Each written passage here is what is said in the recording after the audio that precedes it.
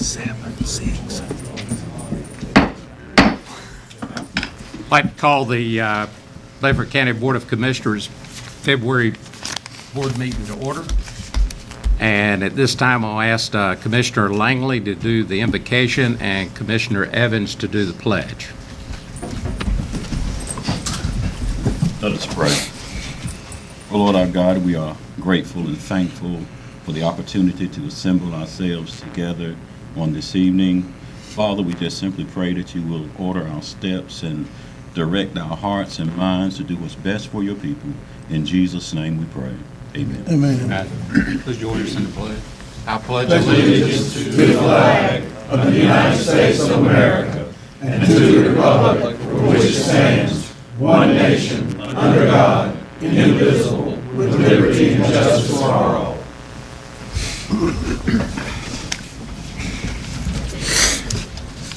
At this time, I will ask if anybody has a conflict of interest that they would like to disclose before the meeting is started. I'm not going to be voting on the offer to sell or purchase or whatever it is on GAE of a county property, GAE, whatever it's called.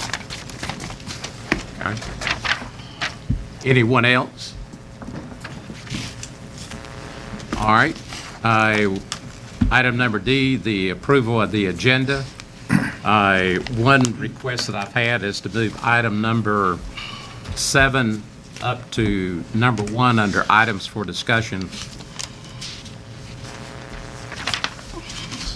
Since we have a couple of people here from the Committee of 100 that will be available to answer any questions the commissioners may have. Which one was that one? Items for discussion. Items for decision, I'm sorry. Okay. Move item number 7 up to number 1. What about the resolution for Martin County on upgrading 17? That's under the consent, if I remember. Is that under consent? Yes. Oh, is it? Okay. Let's, I don't remember it being under consent. it's under consent. Okay, any other comment on the agenda? If not, can I have a motion to approve the agenda? So, man. I'll second. Got a motion by Commissioner Buzzio and a second by Commissioner Langley. All those in favor, raise your right hand. Unanimous. Okay, we're down to the public comments, and we have Mr. Ray Leary.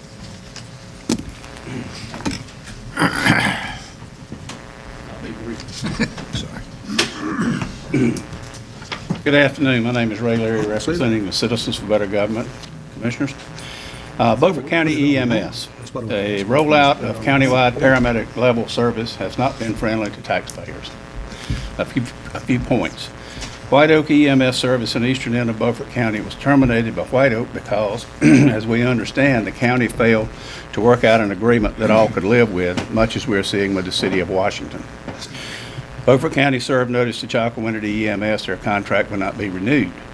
Further negotiations with Chocowinity EMS were contentious because Chocowinity desired to provide non-emergency medical transport services to facilities outside of Beaufort County.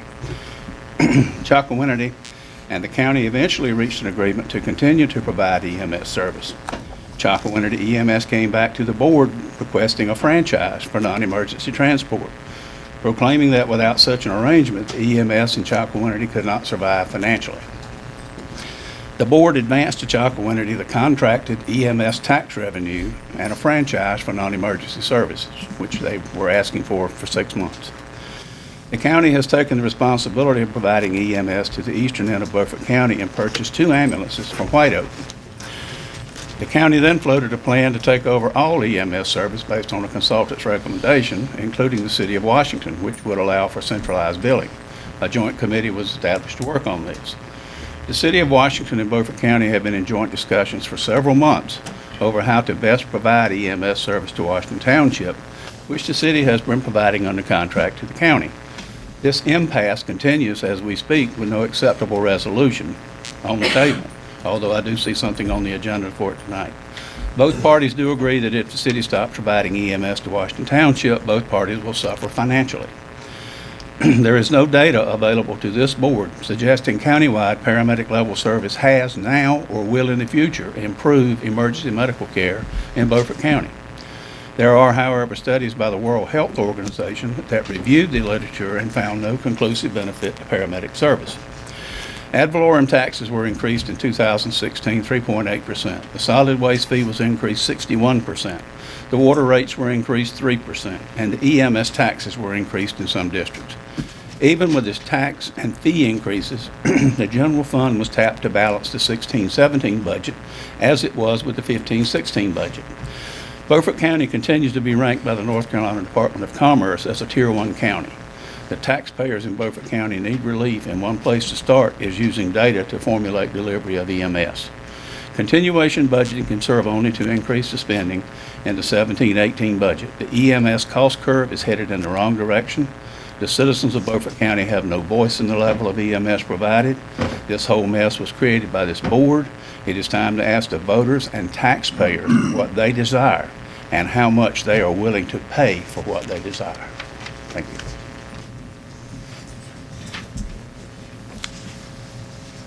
Okay, now we come down to item number F, the approval of the items for consent.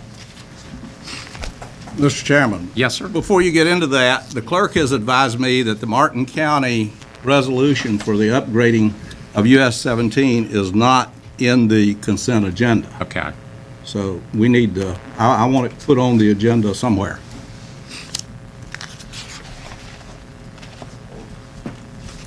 What's the pleasure of the, Items for consent. I make a motion that it, that it be placed on the agenda.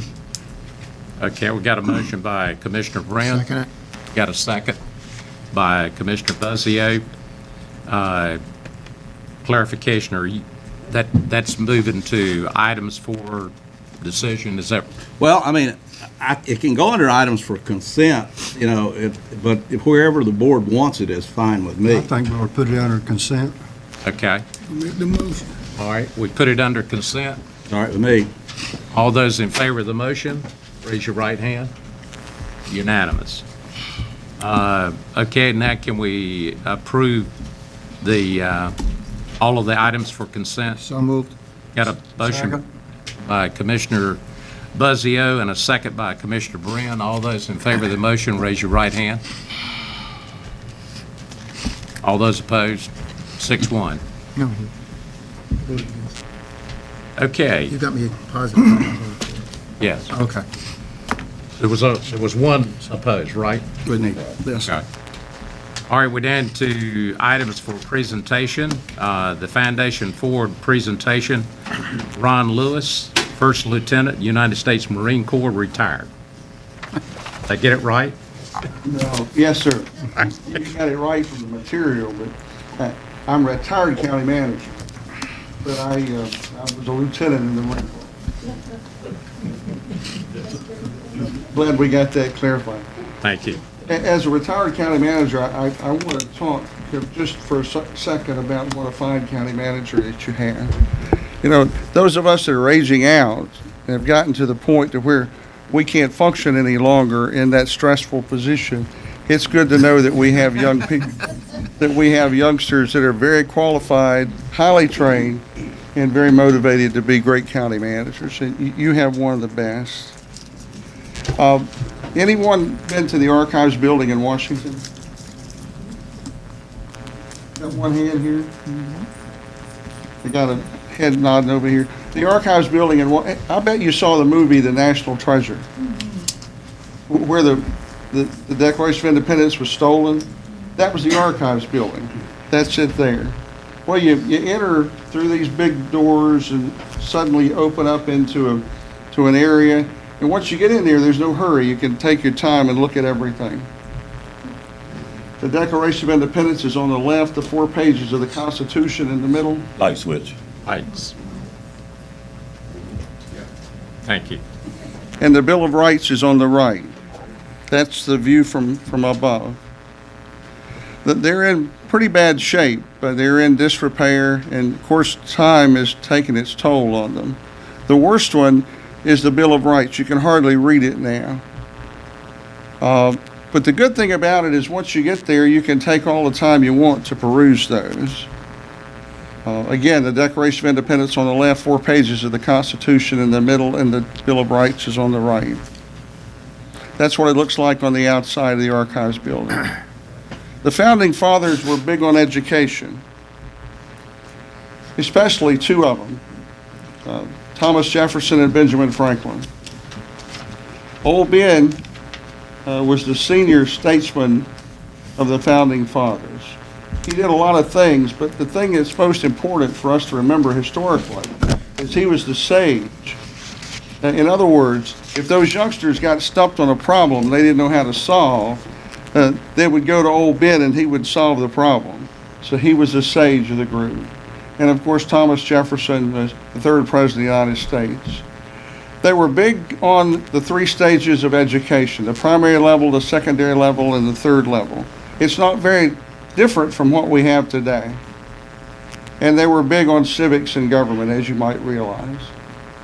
This is a historic courthouse in Morganton, North Carolina. Under this tree in 2012, Vance Patterson, the founder of our 501c3, said he'd like to bring that experience that he had in Washington at the Archives building with the Declaration of Independence, the Constitution, the Bill of Rights, to the school kids of Burke County. So we set out to do that, to duplicate this experience in the counties across North Carolina. It became an educational project real quick. It was to design and build the replicas of the Charters of Freedom Monument as exhibited in Washington. We want the monument to be central to the community with high visibility, high foot traffic, and easy access for school children.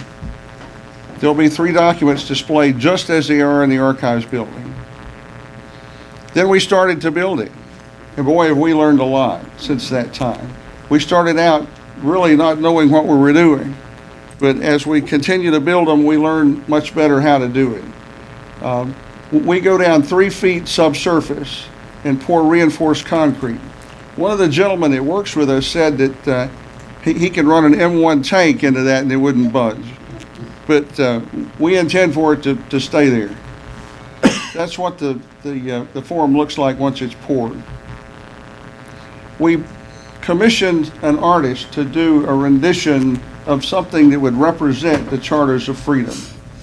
The eagle is the Declaration of Independence, strong, defiant.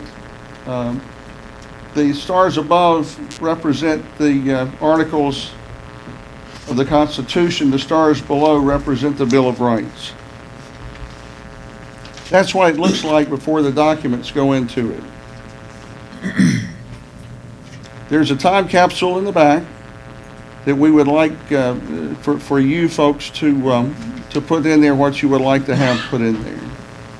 That's what the side documents look like before it's finished. Then come the documents. The documents are in brass. They weigh about 60 pounds apiece, and there's bulletproof glass that goes over the top of them. There's a dedication plaque and an information plaque that goes on the back of the monuments, recognizing people that helped contribute to them. The time capsule is to be opened on September the 17th, 2087, which is a celebration of the 300th anniversary of the United States Constitution. This is what we envisioned in the beginning, that school children would come with their teacher to learn about the Founding Fathers and what they did to create this great country, in addition to local history and other things. This is a dedication day. Veterans are there, and it's just a great day to celebrate the founding of our country. Now, when we started out to do this, there was a tree there, and come to find out, the mayor of Morganton had planted that tree 40 years before that time. And in the meeting, when we said, where do you think we should put this? And we said where we wanted to put it, the room was totally silent. Because, that's the mayor's tree. But the mayor was the first man to say, I think our tree's got to go. So that's what it looks like today. That's what it looks like from a different angle. The Declaration of Independence on the left, 4 pages of the Constitution in the middle, and the Bill of Rights is on the right. We had so much fun doing the first one, we decided to do a second one. If you know a little bit about geography in North Carolina, Cherokee County is as far west as you can go and still be in North Carolina and not in Georgia and Tennessee. So we built one in Cherokee County. This is a site that they chose. This is what it looked like on dedication day. Foundation Forward became a 501c3 then, so that we could do these across the country and across, particularly in North Carolina. The third one was in Buncombe County. That's the site beside the government complex. That's what it looked like on dedication day. And that's the cutting of the ribbon. The third one, the next one, that was actually the fourth one, went to Morgan County in Jacksonville, Illinois. They picked a site right on the square, and that's what it looked like. Take a little closer look at this, because this was the first monument made of Indiana limestone. That is my preference. Come to find out, most of Washington, D.C. is built on Indiana limestone. I've learned, as I said earlier, we've learned how to do this better, and that's my preference, is the Indiana limestone. On dedication day, it was pouring down rain, and we had 250 people in the rain to see the dedication of the monument. There's one little girl, I couldn't refuse to take her picture. The next one was in Howard County, Kokomo, Indiana. They picked out a site on the courthouse square. It was also limestone. You can see that the landscaping does not have to be elaborate. It can be real simple and still be very effective. But this is what it's all about, young families coming to see the founding documents of our country. There's a little girl again. There are 3,143 counties, parishes, and boroughs and special districts across the country. It's our goal over the next 9 years to build as many of those as we possibly can across the country. It's all about education, access in the community. And this young lady doesn't have to go to Washington to see the founding documents. We want her to be able to see them in her hometown, in her own community. We'll go back to the archives building. You don't have to go to Washington to see them. What I'd like to do now, Madam Clerk, is start my brief video. One thing you have with young managers that you don't with old managers is competency on these things.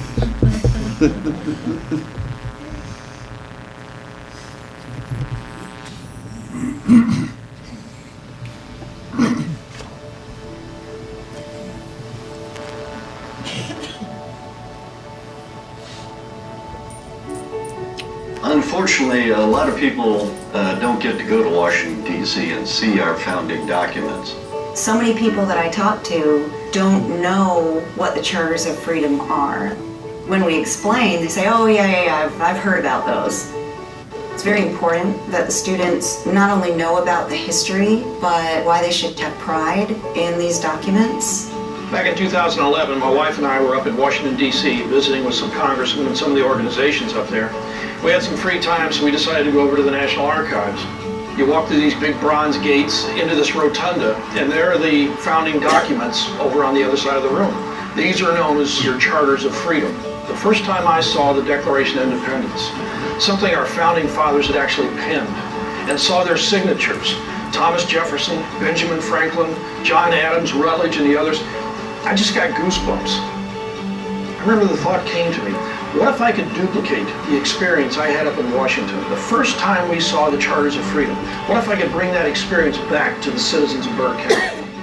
Then, on July 2nd, 2014, we dedicated the first Charters of Freedom monument outside of Washington, D.C.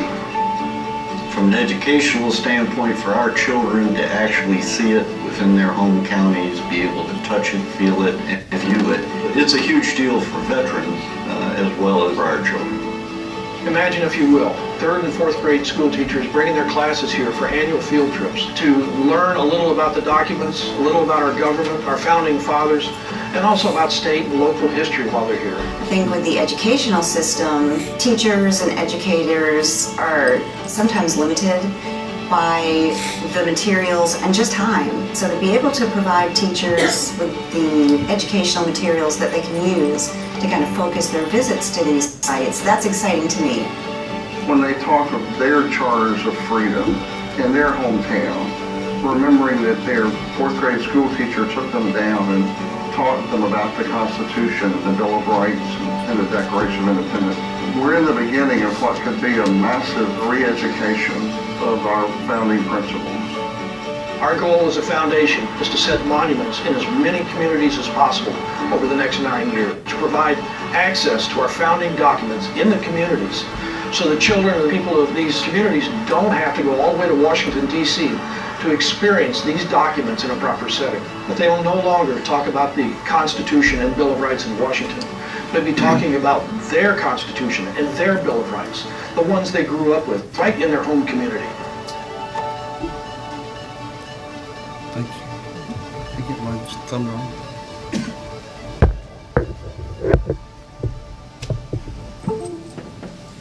Commissioners, let me tell you the good news. We don't spend your money.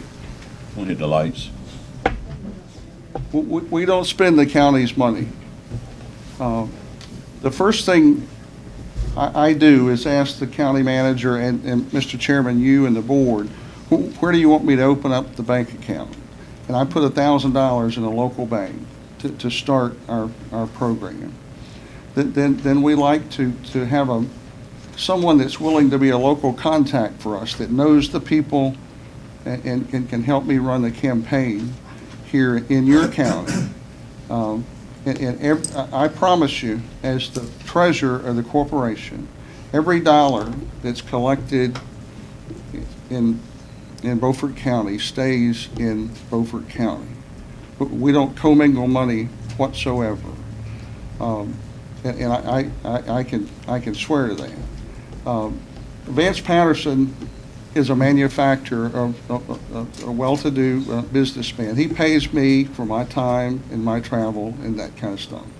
But the second thing we want to do is for you to tell us an organization, perhaps the Chamber of Commerce, that we would join here.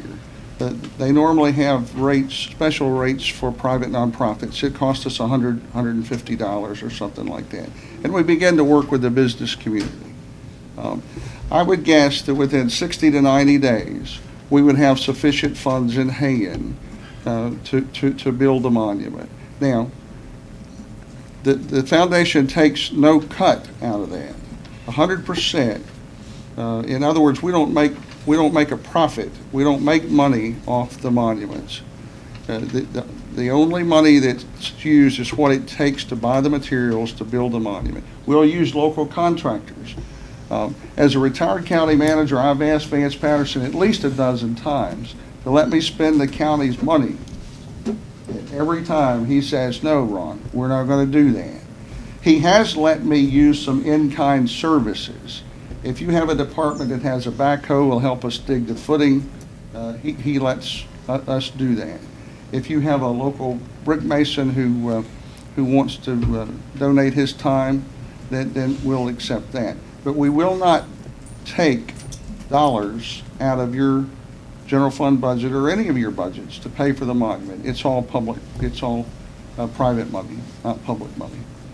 I've gone over my time. I told them that I'd take about 10 to 15 minutes, and I think I've worn that out. So do you have any questions of me? Does any of the commissioners have questions? I have one question, if I may, Mr. Chairman. Yes. What does a project like this usually cost? We have built 3 types of monuments. The granite comes from Minnesota, from Cold Stone in Minnesota. The first one we built in Morganton cost $75,000. We've got that cost down now to about $65,000 by learning what we were doing and cutting corners and doing as much of it as we can ourselves. The Indiana limestone would be about $55,000. And now, we had a county in western North Carolina with a white brick courthouse. If you've ever been to Jackson County, which is Silva, Yes, Silva. Silva has the beautiful white courthouse up on the side of the mountain. The chairman said to me one day, says, Ron, why can't we do a brick monument?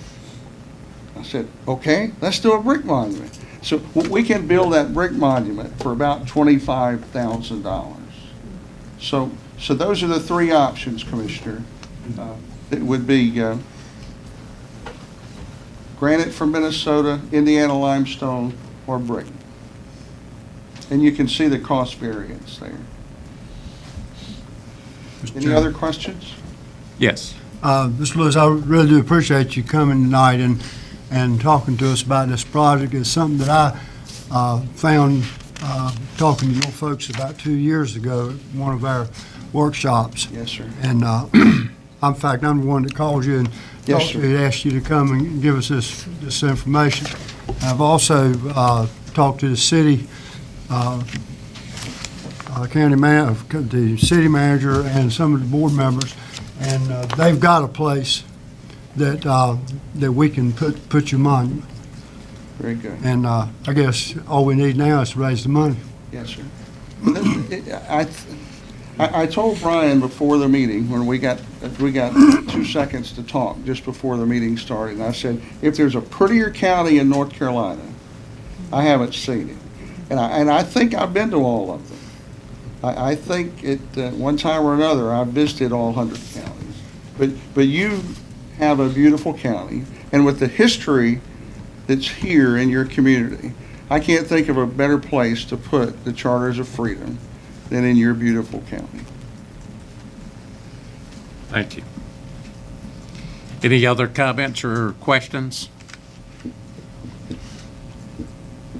Katie, can you put this back on the agenda for a decision at the next meeting? Thank you, Commissioners.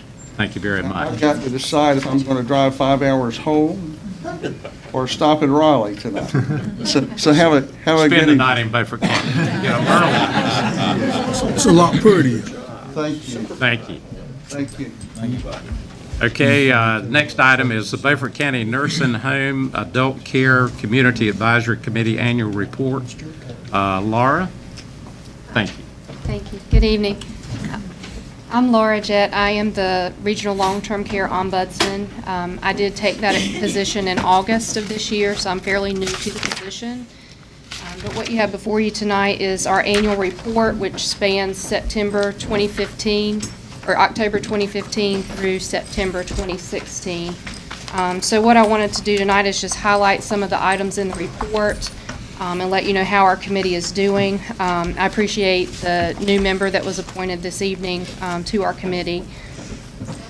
With the advisory committee report, the first question there is, were all the homes in the county served, all of our long-term care facilities? And the answer to that is no. The committee members are supposed to visit the nursing homes quarterly and the adult care homes quarterly, and then the family care homes in the county at least once annually. The issue we have had are, we have the availability to have 10 members, but we currently only have 3 active members on that committee. And a visit to a home constitutes at least 2 members going. And so the committee as a group has not covered all of those homes, but I have been going in their place to cover those. So that is probably the biggest challenge this year, and the thing that I want to focus on the most is building that advisory committee.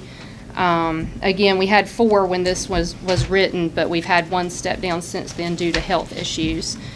So with the appointment tonight, we'll be back up to 4. But my hope would be to recruit at least 6 more in the coming year. The other issue is 2 of the homes are around Pantego and Bellhaven area, and we don't have committee members in those areas. So that's another area I'd like to focus my recruitment efforts on. Educational efforts that we go through with the committee, they come to a meeting with me every other month where I provide an educational topic, and then I also mail them an educational topic. So they get 12 units of education each year. And I focus those on a lot of what I see in the facilities and also what's going on in the community. So this year, with an election year, we talked a little bit about voter rights and what you can and can't do in a facility setting. We also talked about emergency preparedness as we had Hurricane Matthew coming through and what the facility's responsibilities are during that time. Item 3, community involvement by the committee. The 3 members we have are very active. They are doing their visits locally, and then separately, they just go and visit in the facilities with people they know and get to know the facilities outside of their duties.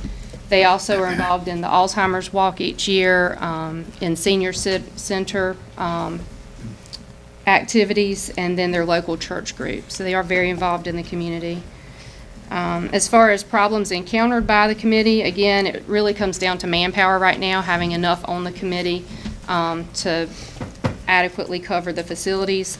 And then family care homes, that particular type of home, a lot of their residents are gone during the day, and so it's a matter of structuring our visits so that we actually meet the residents, because that's really our goal, is we're their advocate, and we can't advocate if we can't meet them and hear what their needs are and their concerns. Our committee does not resolve grievances. They generally, if they have grievances in the facility, at this point, they feel more comfortable referring them to me so that I can go and help resolve those grievances. Let's see. And then just an idea of how many facilities we do have. We have the 2 nursing home facilities, 5 adult care homes, and currently 1 family care home. We did have 3 family care homes, but 2 have closed, so we're down to 1. So that is all from the report, but I'd like to answer any questions you may have of me. Any of the commissioners got questions for Laura? If not, thank you very much. Thank you. Okay, we move into items for discussion. The first one is conflict of interest for employees, elected and appointed officials. Commissioner Richardson. Okay, I have an issue that has to do with conflict of interest of county employees in general. I just changed my page because I thought we were going to another subject. 260. Yeah. Okay. The situation involves the corporation of Beaufort 360, which is a group that was formed and paid for by, I guess, the federal government of several counties, the purpose of which was to explore new ways to get various agencies to work together. The funding ended for that about 8 months ago. The group has gone out and incorporated itself as an advocacy group, the purpose of which is to make government work smoother and to facilitate various interdepartmental items. They have leaders that make the decisions for them. They made a presentation, in case some of this sounds familiar, at the last commissioners' meeting. On that committee is the county manager, the health director, someone from the community college, social services director, the school superintendent, and someone who does child advocacy. I don't know why I'm having trouble with that word, in Beaufort and Hyde counties. Their goal is to dispense is a better word, to dispense grant funds that they intend to secure. The problem that I have as a commissioner, and I put yourself in the position for those of you who are in business, that you're in business, and all of a sudden you look out there and you see about 8 or 10 of your employees that have gone out and formed an advocacy group. Gosh, I'm going to have to practice that word. Advocacy group. Well, what's going on here? How can you run your business? How can you expect these people to be loyal to you for what you're supposed to be doing if they've gone out and formed an association of their own? I've raised the issue with the county manager, and he says, in essence, there is not a conflict of interest in this. For me, supposedly looking after the people of Beaufort County, from a fiduciary standpoint, there is a conflict of interest. The goals of this group sound almost identical to the goals that the commissioners have. That is, You guys go out there and you work together and make this thing work smoothly, and when your departments can interact and support each other, you need to be doing that. We don't need you at conflict with each other. So, from my standpoint, looking after the voters of Beaufort County, when my employees all go out and form another group somewhere and say that they're going to be doing the same things that I'm paying them for, there is definitely a conflict. There is a conflict of interest policy within the Beaufort County personnel policy. And the items that I think apply to that, it's 2 short paragraphs, I'm going to read them. An employee is prohibited from having a direct or indirect formal interest that conflicts substantially by his or her government duties and responsibilities, or from joining in directly or indirectly a formal transaction as a result of or primarily relying upon information obtained through his or her government employment. Employees should refrain from transmitting any knowledge of county considerations or decision or any other information which might be prejudicial, gosh, I got that right, to the interest of the county, to any person other than in connection with the discharge of his official duties. Those official duties demand that that employee be loyal to his employer, which is this board. So, when it comes to doing budgets and when it comes to asking for money, and then these employees, it's virtually impossible for them to be loyal to 2 masters. Can't be done. It is bad policy for this board to allow our employees to go out and form these associations, because we're paying for them to do identically the same thing for us that they avow that they've gone out and joined this other group to do. And within that other group is not just entirely government employees, there are a lot of other interest groups that are a part of this. And the best way to describe Beaufort 360 is that it's a grant mill. They intend to get grant money and dispense it in various ways within the county. So, in my view, these are conflicts of interest. The Board of County Commissioners should take up the issue. We should ask these employees to step down from these positions.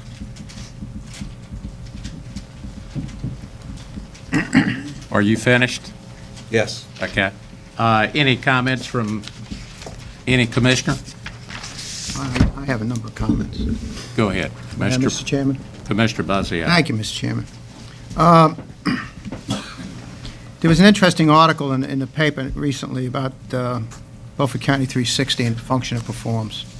And one of the major projects they're working on now is homeless shelter for women and children, which we don't have. So I don't look at that as a conflict. I look at that and I like to congratulate any county employee that gets involved on their own time or even on county time with some of the organizations we have. It was mentioned earlier, we're a Tier 1 county. We have a lot of needs out there. The county itself can't fulfill all those needs. But I have another issue that I want to raise. You know, it works both ways. We want our employees loyal to us, and we need to be loyal to our employees. There was a recent article last week in one of our tabloids in this county that went ahead and attacked 3 of our employees, 3 loyal employees that were doing their job, and they were charged with corruption. And I assume everybody knows what the word corruption stands for. And I went ahead and, to make sure I was correct on it, printed out a number of things that talks about corruption. Doing things that are dishonest or illegal in order to make money or gain or keep power. Our employees aren't doing that. They happen to be very outstanding employees. Having or showing a willingness to act dishonestly in return for money or personal gain. These employees weren't doing that. Dishonest? No. Unscrupulous? No. Dishonorable? No. Criminal? No. Those 3 employees fulfill none of the definitions of corrupt. But we had one of our commissioners here write an article and name those 3 employees. Outstanding employees to this county.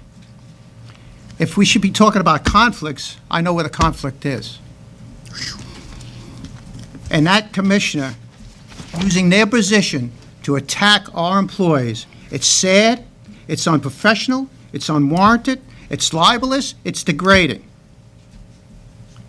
Should be ashamed of himself. Thank you, Mr. Chairman. Any other comments? If you go back to the meeting that we had last month, I listened to the presentation of the 360, and it was for discussion purposes, better inform us about what was going on. Nowhere in that process did they ask the county for any money. To me, the internal control that we have is when we go through the budget process, I think that's where the commissioners have the final say if we think there's a real conflict.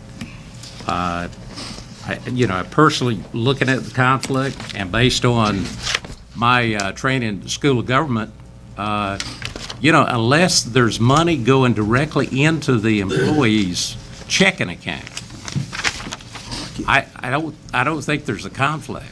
I think that we understand at that point when you cross that line. So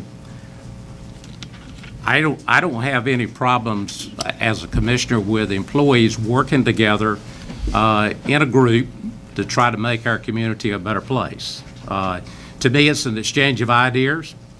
I mean, I'm not sure where they're going, but I think everybody that's in that group is pretty smart, and we're going to have to trust them and give them the confidence to do what they need to do.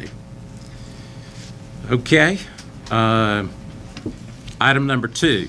High requests for nonprofits and charities are placed on the agenda and the budget. Commissioner Richardson.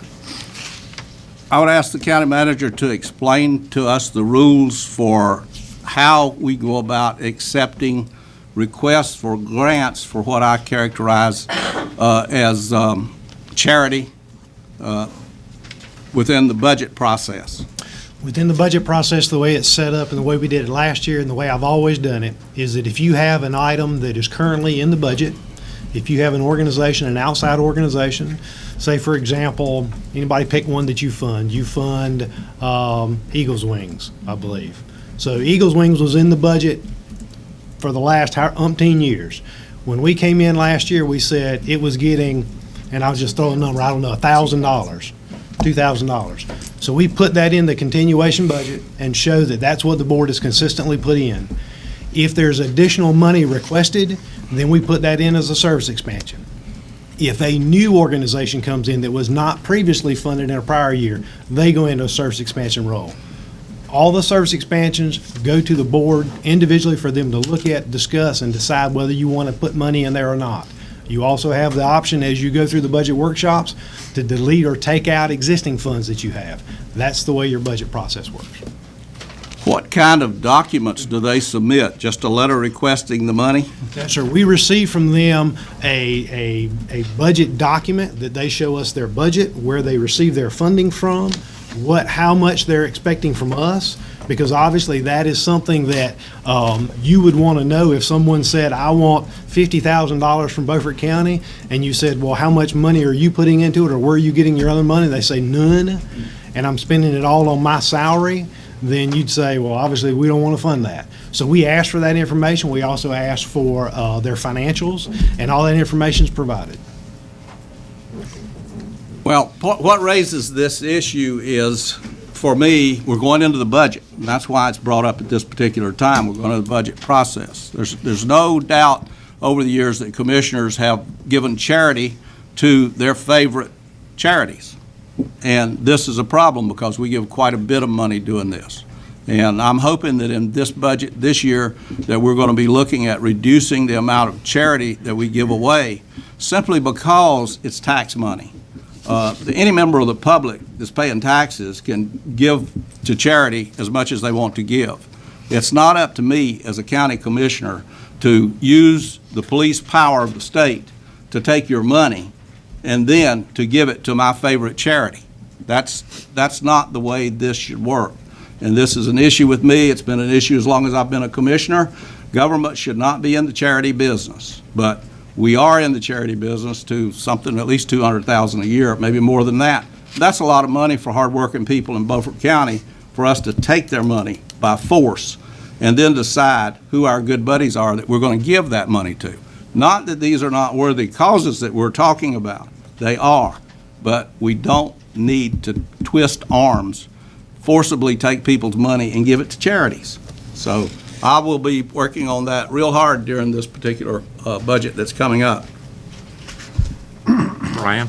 Just a point of clarification, the board cannot expend money that is not for a public purpose. So anything that the board, even if you're funding an outside agency, you've got to have that public purpose piece. So we're not funding folks who are not, that you are not allowed by general statutes and the Local Budget and Fiscal Control Act to fund.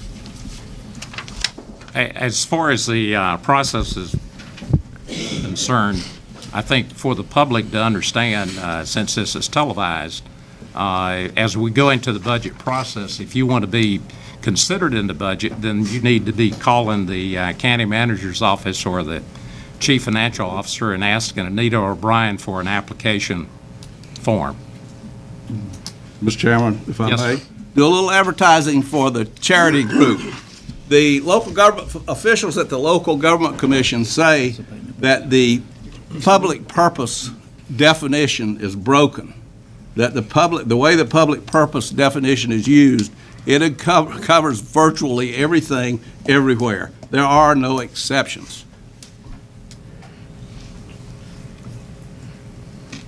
Any other comments? All right, we're down to the third item, require building inspection supervisor to obtain the minimum level of building code licensing. Commissioner Richardson. Well, you know, Commissioner Bozio has referred to me accusing public officials of doing things that are dishonest. I still have the opinion that the Belhaven Hospital was torn down because of the county's basic dishonesty. We had no business to be down there. We had already issued whatever permits they needed to tear it down, but a temporary restraining order was issued. So guess what? The county goes down, writes a letter. I sat in the courtroom, heard the judge refer to the letter over and over while he refused to have rebuttal on the letter as his reason for lifting the TRO so that the hospital could be torn down. He knew that within a matter of hours when he lifted that TRO, it was going to be torn down because it was brought up in court. It's dishonest any way that you look at it. Beaufort County is responsible for the loss of the hospital, 60% of which was less than 20 years old in Belhaven. So how could it possibly need demolition? With that, we had one building inspector who did this. We have two building inspectors, and he did this. He's a nice person. I like him. I was really surprised when I saw that he had did what he did because he made misleading and false statements in the letter that he wrote, like the roof structure is failing. It was a steel roof structure, folks. The floors are falling in. Not all the floors were falling in. The kitchen had some bad floor problems. They put the backhoe on the hospital to tear it, on the floor of the hospital to tear it down. So how could all of the floors be failing? This was the only person who has anything to lose in this process was that building inspector. And I believe, and in the past, let me go back a little bit in history, the last time that we had a county planner, the building inspectors worked for the planner at that time, the county planner was required, as the supervisor of those building inspectors, to get the minimum level of building inspection license that's required by the state of North Carolina. That's called, I believe, the administrative part of it. And it basically concerns the law and how the law works, having to do with building inspections. It's not going out and saying you did that wrong or you built this wrong or you didn't do this or you didn't do that. If more than one person had had something to lose in that process, the public would have had a better buffer against what really happened in the tearing down of the hospital. I still, to this day, do not believe that the county manager, the county planner, and the building inspector would have done what they did without some support from this board. Chairman Langley made an apology to the manager for me saying bad things about him at the last meeting. Well, guess what, folks? I wasn't talking about just the manager. I was talking about the process, and I was also talking about this board not doing their duty to keep that hospital from being torn down. There's corruption in this process, and you'll see it when it all plays out. So what I'm requesting that this board do is require the county planner, if he's going to supervise building inspectors, to obtain the minimum level of certification that's necessary from the Department of Insurance as a part of his duties. Now, it was done this way when we had a planner, 10 years or so ago. So I think we should go back to that. It should have been in his job description when he was hired this time. Brian, do you know of any violations as it relates to state statute on the licensing side and the requirements of the building inspectors? I mean, do we have anybody that's lacking? No, sir. All our building inspectors, our chief building inspector is certified in all 3 levels. There were 2 building inspectors that actually walked through that building. No, I mean, our folks are compliant. Does our planning director hold building certifications? No, he doesn't. Mr. Chairman. Yes, sir. Does our planning director meet the job description that he was hired on? He does. That's all that matters. And he meets, that includes the education, knowledge, and abilities, duties, and responsibilities? He does. So he's fulfilling his obligation for what we hired him for? Yes, sir. Thank you, Mr. Manager. Well, I disagree. He's not fulfilling his obligation for what we hired him for, because we didn't hire him to tear a hospital down. We didn't hire the county manager to tear a hospital down either. This is being played out. Charges have been brought against the building inspector. His license is on the line. Mr. Chairman, Brian? may I speak to that? Yes. There are not charges that have been brought against the building inspector. There's been a complaint filed against the building inspector by one of the sitting commissioners from the town of Bellhaven. In his logic in making that, he wrote one of his complaints was that the building inspector, there are certain things that you can file a complaint against the building inspector for. One of those that he checked was that the building inspector signed a document that he did not supervise or did not do himself. Well, that is incorrect. Our building inspector walked that building upon request of the owner, which is what we would do, as we spoke at the last meeting, on any property that we were asked to come and inspect due for safety reasons. We would do that. It's our responsibility under the North Carolina General Statutes to do that. A letter was issued to the building owner to say, these are the items that need to be corrected if you intend to open this place back up. Oh, my. Gee, you just stepped into it, but go ahead. Go ahead. Commissioner Richards, let it, have you finished, Brian? There are several items. So there were not charges that were brought. The second piece was that he said he willfully and intentionally and neglectfully misused his, or did something inappropriate.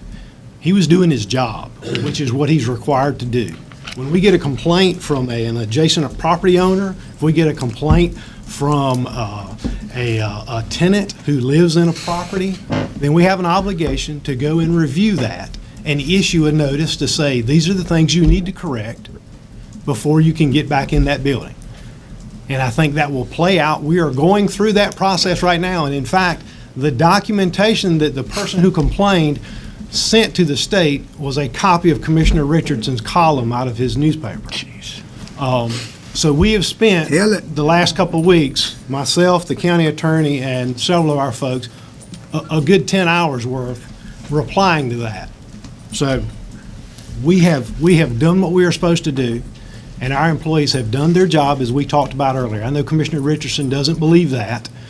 The reason the Bellhaven, the reason, as I read the transcript, the reason that judge lifted the TRO was because there was a complaint that the fiduciary responsibility of the managers had been breached. He ruled that their fiduciary responsibility had not been breached, and the reason the hospital was torn down was because an overwhelming majority of the members of that board voted to do that. It had nothing to do with Beaufort County doing its job and saying there are issues with this building, which I think everybody understood there were issues with that building. And it is difficult as an administrator in this organization to hire and recruit good talent and to have people that we want to work for us when they are belittled and talked about inappropriately. That's right. And it's difficult. Now, we struggle with that every day. What I tell our folks in staff meeting is try to stay out of the fray. Please try to stay out of the fray. I can't do anything for you if you get into the political fray. That's what I get paid for, and that's what I get paid to get beat up for. But I will tell you this, I've worked in local government for 20 years. I worked in the private sector for 5 years. Never in my career have I ever been called corrupt or had my integrity challenged. And I will tell you that I will not do that, because I understand my job and I understand what is responsible, what I'm responsible to do. So I would say that, and I'll be quiet. Thank you, Mr. Chairman. All right. Commissioner Langley asked if he could speak. Mr. Manager, last month I told you how I felt about this whole situation, and I just want to ask you a few questions. Did Beaufort County order the demolition of the hospital? No, sir. Was Beaufort County the owner of the hospital? No, sir. What role did Beaufort County have in anything at the hospital? None. So it is a moot point. I don't know why we're constantly having to deal with this every month. We need to just simply move on from this. The building has been demolished. There's no culpability with the county, and so we simply need to move forward. Commissioner Brand.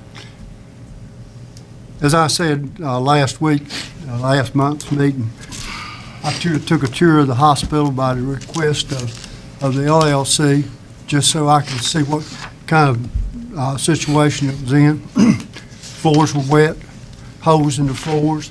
You could see the ground underneath through the floor, water standing underneath it.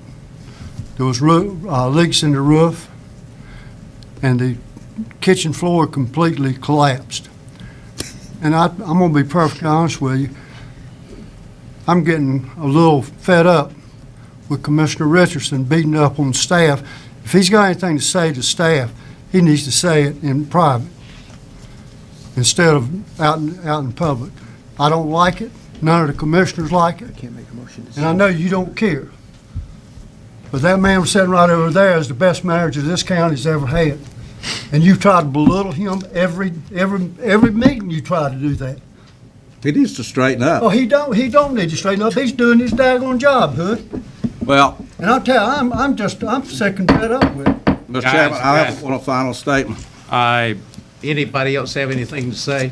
Okay, you got 1 minute. Well, the manager said that they were down, that any time a building is to be reopened or repaired, that the building inspector has to go do an inspection. I didn't say that. 2 weeks before that, the county had already issued the demolition permit, the paperwork that they needed to tear the hospital down. What had happened was a temporary restraining order against that was in court. So what does the county do? A big political favor that could be used in court by a judge who would not allow the letter from the building inspector to be challenged because I was sitting in court when it happened. What has gone on here is not right. It is a dishonest process. There was no reason for the county to go back to that property if they'd already issued the paperwork for the hospital to be torn down, other than to do a big favor for some of their buddies in a court case. It is corrupt.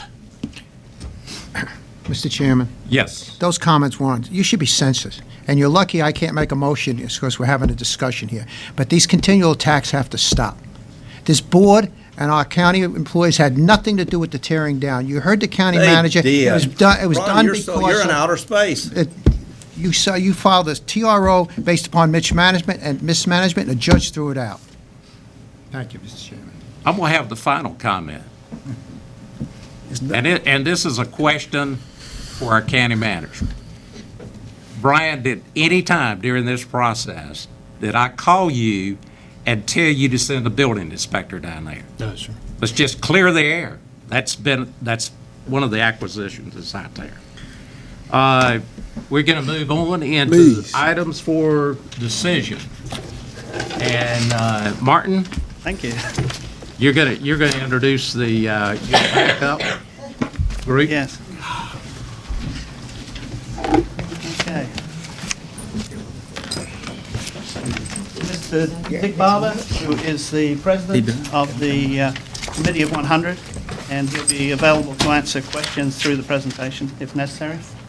And we also have a number of people from the Committee 100 in the audience, and if a question relates to their speciality, I hope they'll stand up and answer that question.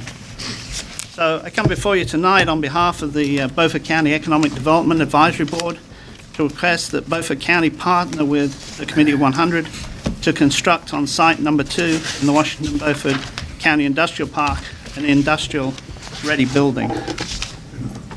If people don't know, site number 2 is the blue one here, just across from Egret Boats. There are 4 businesses currently in the industrial park. One to the north here is Oak Ridge Metals. Below that is, they employ about 60 people. Below that is AAF Flanders. They employ about 130 people.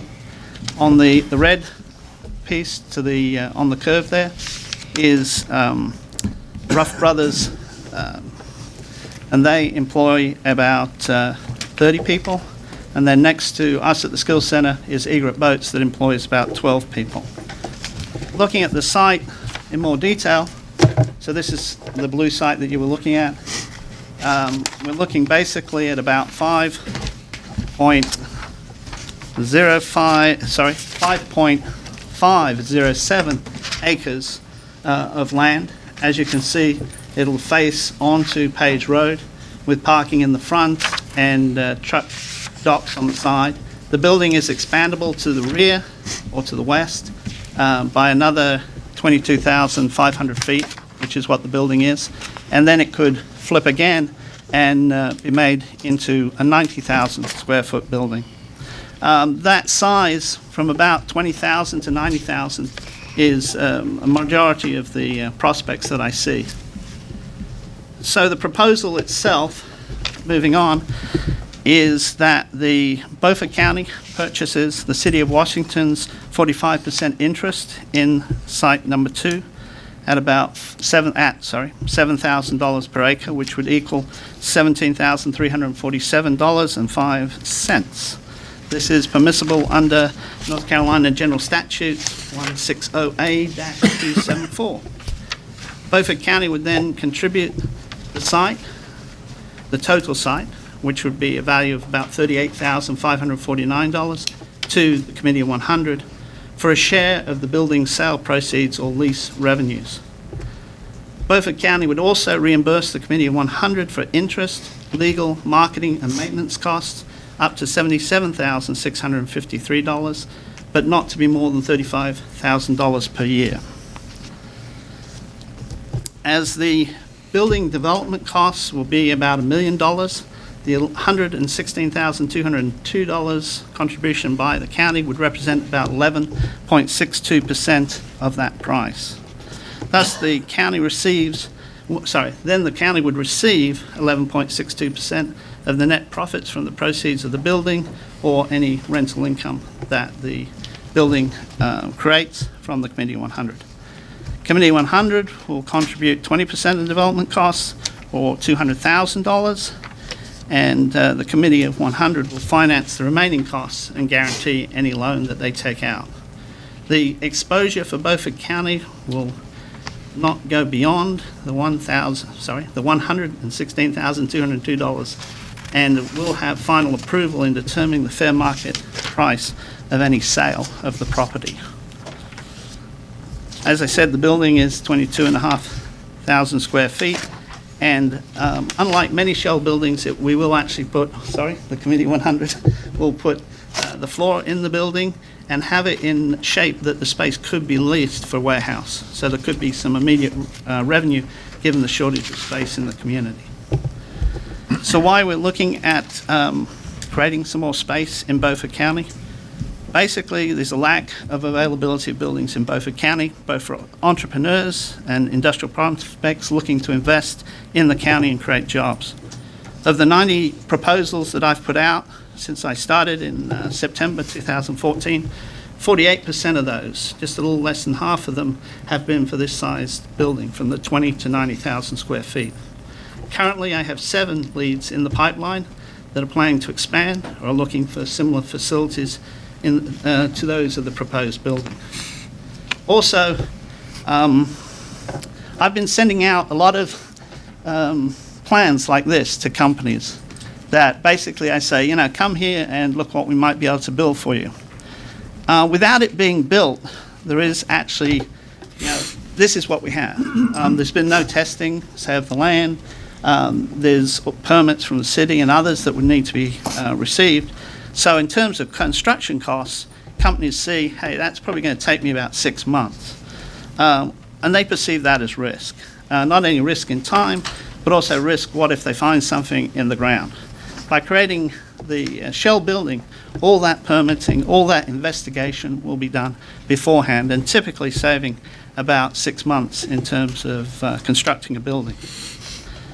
The shell building will be marketed by myself, obviously, but also by the Committee of 100 to all the businesses that they're related to in various ways and manners.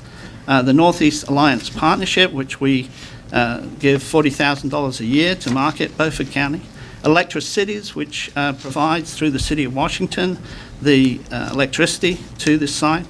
The Economic Development Partnership of North Carolina, who is currently recreating their building a site database, and this would obviously be in that database. And also for other allies such, well, as yourselves, and also say the Beaufort Washington Chamber of Commerce. The marketing efforts would then also be assisted by other local, regional, state, and federal programs, incentive programs that are designed to help Tier 1 counties. We would market the building to those industries from the US and around the globe that are similar in manufacturing labor skills as those that are currently in Beaufort County. We can definitely show that we have labor skills in certain areas, and we can attract businesses for that. In terms of manufacturing, a recent study has shown that manufacturing jobs pay 66% higher than the average county wage of North Carolina. So we want to locate this building to help increase the wealth of our workforce. Also, the building will be marketed as part of the Greenville, Washington Combined Statistical Area, using all the statistics and infrastructure and services that are in that area. Basically, that is Pitt and Beaufort counties. There's 230,000 people in that area, major university, major medical center. This building would be 30 minutes from all of that. Also, we would obviously sell Beaufort County in terms of access to waterfront living, and as I said earlier, the workforce. There are 3 interstates that are going to be made, hopefully in the next 20 years. US 264 will become I-587, US 64, I-495, and US 70, I-42, all within 30 to 45 minutes of this building. So there will be great transportation access. In terms of current buildings available, there are about 5 competitive buildings in eastern North Carolina. These are competition, I'd agree, but they also form the basis of the inventory of buildings in eastern North Carolina. Companies come, they may not come just for one building, but they'll come and take a look at 4 or 5. Also, given the election and the prospects for growth, I think this is a great opportunity to step forward and take advantage of that growth. Dr. Walden from NC State has said there's going to be about 2.3% growth in payroll in North Carolina for 2017. Interestingly, non-durable goods are going down, but durable goods, which is what we produce containment, marine goods, transportation, metal fabrication, mining equipment, and plastic goods. All these goods, the durable goods, are actually the ones that are increasing in terms of employment in the USA. Also, there are many testimonials from everybody in the economic development community. I put a few in your presentation. John Chafee of the North Carolina East Alliance said that 75% of Northeast Alliance's prospects specify a desire to find an existing building. Jason Semple, who is the Martin County economic developer, stated minimizing startup time and associated costs is critical to companies looking for new locations. Sheila Pierce Knight, who is the Onzo County developer, stated that you need product to sell. 65% of her leads request an existing building.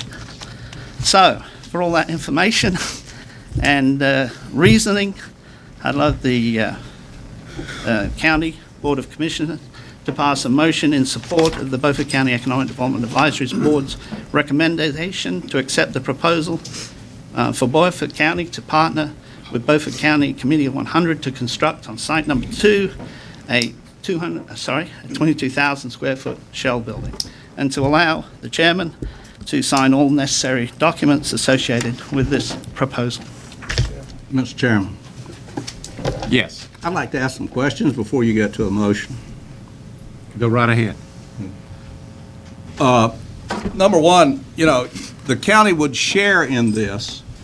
How would that work? We would have the deed to the property. Who are we going to deed the lot to? The lot would be sold to the Committee of 100. We would have an agreement with them. Okay, they're going to give us back a promissory note A promissory note, yes. as opposed to a deed of trust. Yes. But I'd like to ask the county attorney if that works. It's a revenue sharing. Excuse me, Dick. I'm sorry. Would you step right up there? Randy's trying to record things. It's a great question, and we've been talking with Brian off and on over the last 2 or 3 months to make sure that we do this both properly and fairly, and so it's a revenue sharing position that the county would have in this investment. And Brian, you correct me, the School of Government's looked at this and given its approval. We looked at a couple of different pieces. Obviously, under 158, 7.1, the county can participate in economic development projects. You've done that before. The concern, as we understood it, was the exposure. You built a building, you were involved in a building that was built, the deal fell through, we went through the recession, you had a piece of property that stayed there for a while and finally got sold. There was some concern that the amount that was invested, you weren't able to return because you had to sell it at a lower price. That building currently is fully occupied with 150 employees right now who are doing business out there. So the Committee of 100 came in and said, we've got a void in this community, in this county, where we don't have any product to sell. Your economic development director has been saying that since he's been here. The Committee of 100 said, we got to figure out a way to do that. What we were very clear with the Committee of 100 is we don't think we can get the Board of Commissioners to do that because they've been burned and they're concerned about that exposure. The Committee of 100 said, tell you what, you got to partner with us because we can't do it on our own. But if you partner with us, we'll take the liability. You'll have a set exposure, which is what you have here. 116,202 is your maximum exposure. It's over a 3-year period, no more than, 35 a year. So if the building sells before that, you're out. There is a partnership that would go into this. There'd be a nonprofit that would be formed, and there would be a share of that you would be a partner in this nonprofit. And you would be insulated from, the Committee 100 is going to take all the risk on the loan, $700,000 loan. And your only exposure is going to be on what you've put in it, as you put in it, and then if it is sold or if it is rented or leased for storage, then you receive a proportionate share of those revenues back. Okay, you're headed in the direction that I was going, and that is, how do we keep the counties, if you have a lot and we deed you the lot, okay, and we can't do it with a deed of trust because then we're going to have to sign off on all your loans, everything else, we become a party to this. That's why I was saying give a promissory note unsecured for the lot.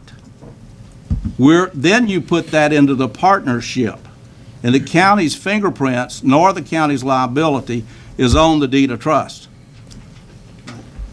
I would ask the attorney, does that work? Sounds like it would work, yes.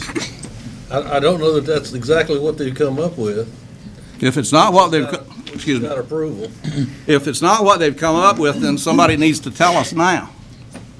David, at this point in time, we do not have an agreement that's been drawn up. No. That's Okay. correct. So I'm assuming that what the concerns that Commissioner Richardson has, we can incorporate it in that agreement. May I approach? Yes.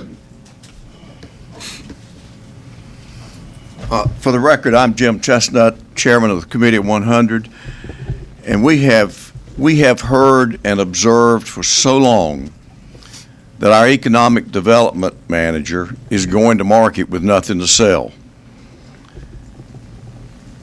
We don't have space in this county. A couple of pieces that are minimal at best and not very attractive. So for a long time, we've scratched our head and tried to figure out how the Committee of 100, whose sole two functions in this county are to create jobs and create tax base.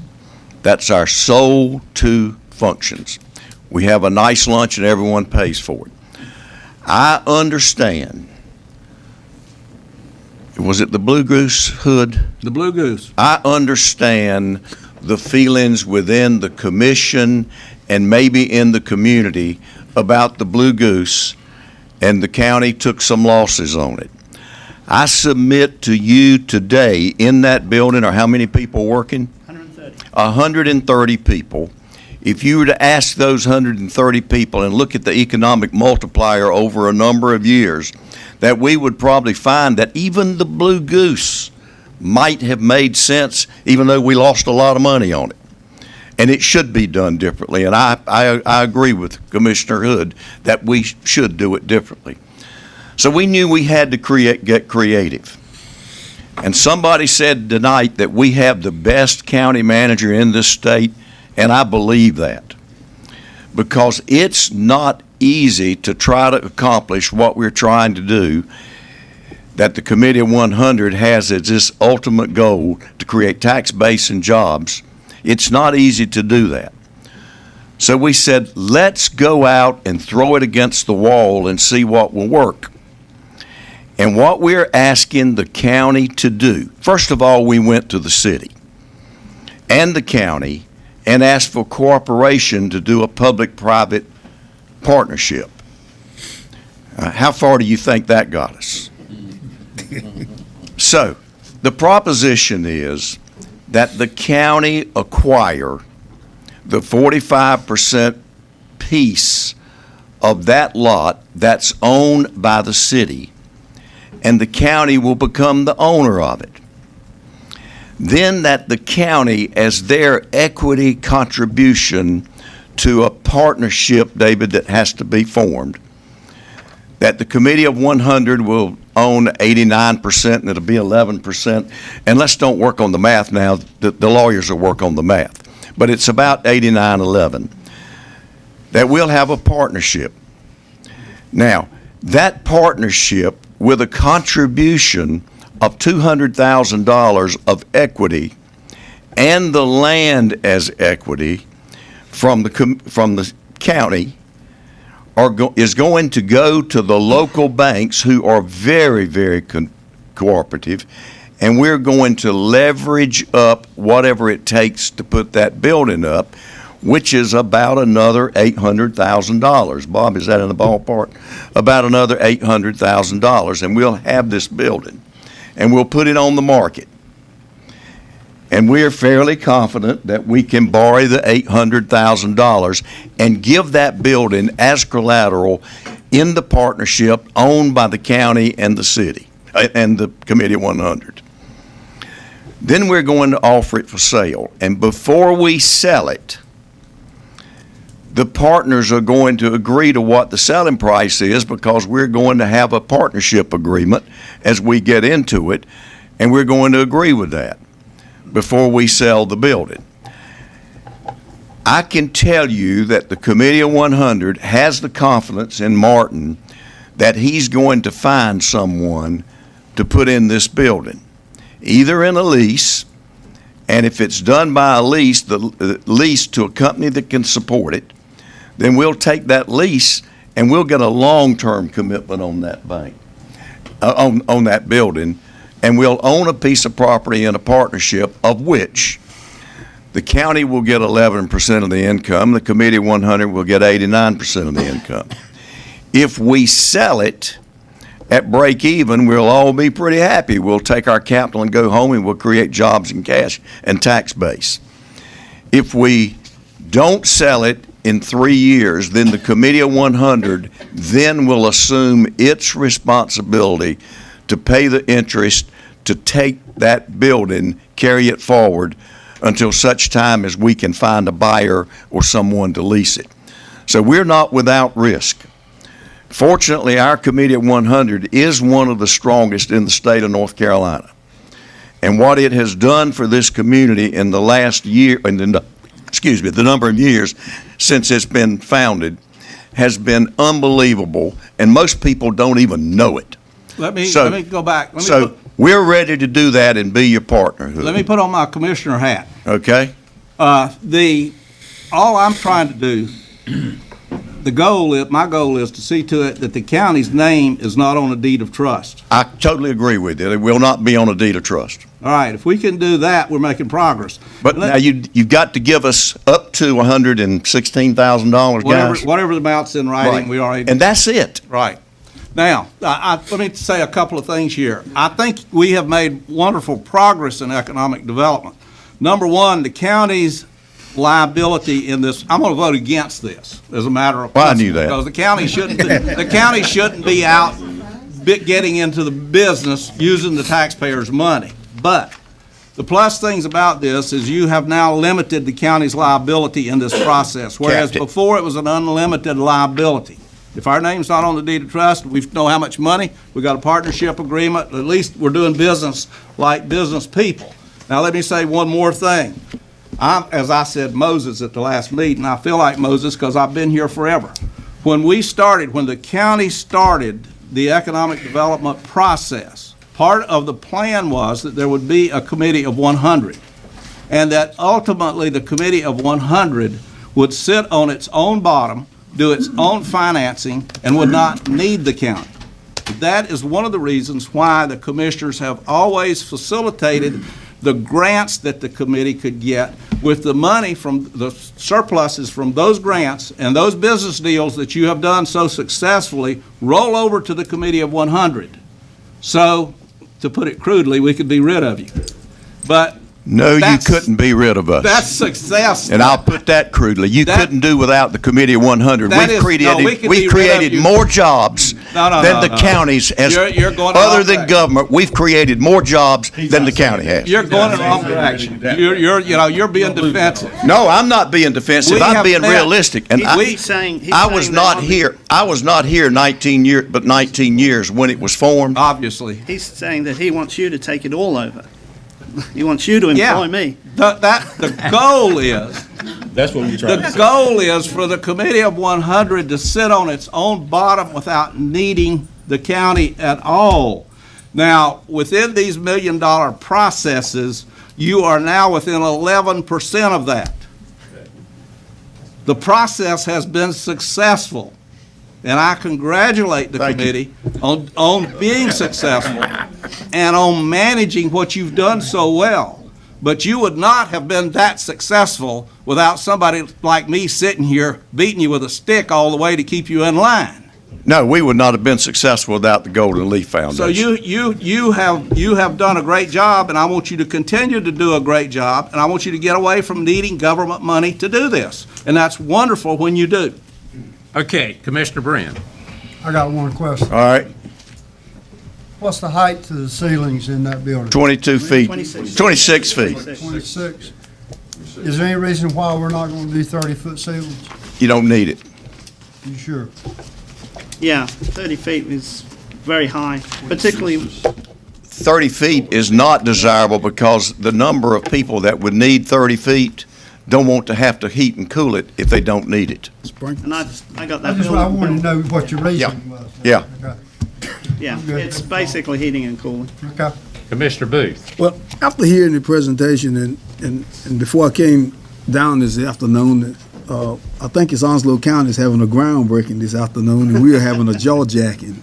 How are they paying for it?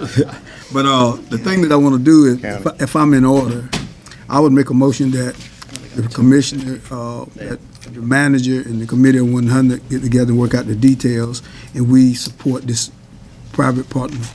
I'll second that motion. Okay, got a motion by Commissioner Booth and a second by Commissioner Buzzio. Damn, but I thought you were going to second that. No. But before we take the vote, And I mean, what I'm saying is you give him to go ahead and start the process. Okay. One of the things I would encourage you to do is that it appears to me that we have found a partnership that looks like will work with the commissioners and with the Committee of 100. And I would like you to think long-term that this agreement that you draw up is a template for the next one, assuming that you move somebody in there pretty shortly and hopefully they buy it, is that then we're going to need the next building to be. You instruct your lawyer and we'll instruct ours. I agree. Okay. You've heard the motion. You've heard the motion and the second. Brian? Just one comment. When you expend economic development funds, you need to have a public hearing on that. We talked about this before the meeting. Conceptually, if you agree with this and you want to move forward, you could tonight go ahead and direct us to acquire the property from the city. You can do that under the statute that Martin referenced without you telling us to do that and us bringing you a budget amendment that allow us to do that. You could go ahead and do that. In order to enter into the agreement and set aside funds with this, which you want to see the agreement anyway. Right. What we'll need to do is put that together and then advertise for a public hearing. You'll need to receive comments at the public hearing, have the documents in front of you, and then you can vote to finalize that. We're going to set up a budget ordinance. We would have to do a budget ordinance, Right. just like we Okay. normally do anytime you expend funds. Good. But that would be the process that you would go through. Would you like to change your motion? I would. I don't think his motion needs to be changed, Mr. Chairman. I think he said what I said. But you're asking us for a second motion to go ahead and acquire. If you want to do that, I think you can. You can go ahead and vote to acquire the property from the city right now if you want to, because that's something that can be done between governments. And the statute allows that. You don't have to have a public hearing to do that. But to engage in the economic development piece where you're entering into a partnership and where you are expending funds, you're required to have a public hearing and receive public comment on that. And then you can vote to take that action. I need to ask Brian a question. Go right ahead. Has anyone talked to the city about acquiring this land? Yes. Everything's good with the city? They know about it. We have talked to the city. The city is I just want to They know about don't go in there blind. as Mr. Chestnut. Well, they'd probably like you to buy the entire 45%. As Mr. Chestnut said previously, there were some initial conversations with the city in order that the city and the county and the Committee 100 partner, take all three of us together to do that. The city didn't want to do that, so the option for us to move forward was for the county to acquire their interest in that piece, which is what is being listed here, and then it would be the county and the Committee 100 in the partnership. Okay, we got a motion on the floor and a second. All those in favor of the motion, raise your right hand.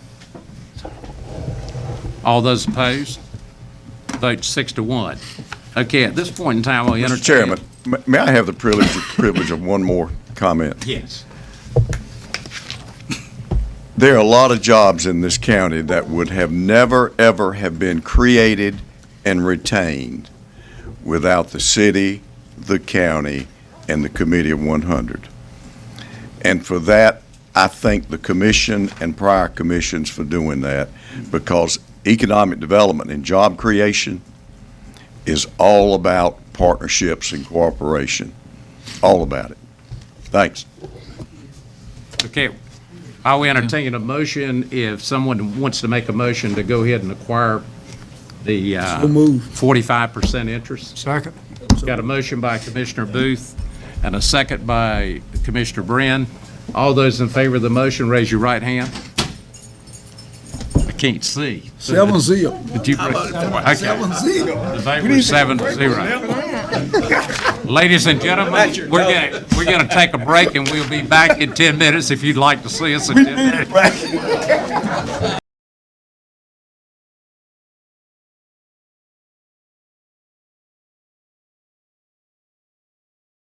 So Bam, yeah, can get her.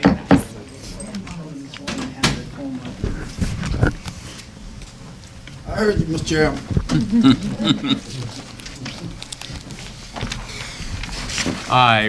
During our break, Anita went and did the budget amendment that we just, on the approval of buying the 45%. So I'd like to entertain a motion to go ahead and approve the budget amendment for $17,348. So moved. Second. Got a motion by Buzzio and a second by Commissioner Langley. All those in favor, raise your right hand. All those opposed, sixth one. Told Hood during the break, do like this. I I have a reason I can explain it if anybody wants me to. Okay, we're down to originally item number one, and was Christina, we'll let you come up here and do the reclassification of a position. Good evening, Commissioners. What I have before you is regarding a new position that was approved during the fiscal year 16-17 budget. If you will recall, a new position was approved for the Water Department.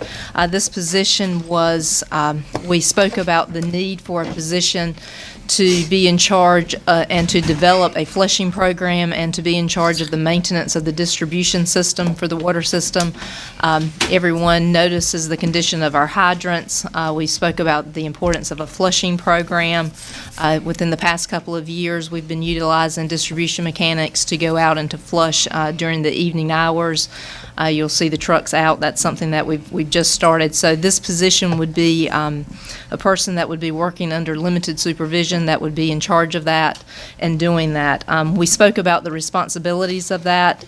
However, when I actually prepared the documents in the budget, I classified that position as a senior distribution mechanic. As you all know, my background is in private industry. I was not aware of the strict requirements of public classification and the way that personnel their titles are used. So when we went to advertise for this position and fill this position, I was notified by the Human Resources Department that I was unable to assign those duties to that job title. So what I'm asking tonight is that we create a new position which would still have the same duties that we spoke about during the budget process. Eric Jennings, the Water Resources Manager, and I, what we did, we went through and created a very detailed job description, which you will also see in your agenda packet. Human Resources reviewed this. Ms. Kreisman submitted that to the MAPS group, which is a human resources consultant that the county uses. So we received her input, and as you see, we are requesting that this job title now be entitled a water quality technician. Motion to approve. Got a motion to approve the recommendation. Is there a second? Second. Got a motion by Commissioner Langley and a second by Commissioner Evans. All those in favor of the motion? Question. Okay. I think you said this wasn't going to cost any more money, just a reclassification. No additional money out of this current budget year. There will be. That's what I wanted to say. There he is. Next budget year, it is an increase. The grade is an increase from a grade 11 to a grade 14. Okay. It's one of them change orders, ain't it? It's not a change order, but it is an increase in a grade. There will be an increase. Okay, thank you. Anybody else have any comment, question? No. Okay. All those in favor, raise your right hand. 7-0. Thank you. Thank you, Christina. All right, Health Department walk-in trail, James Matson.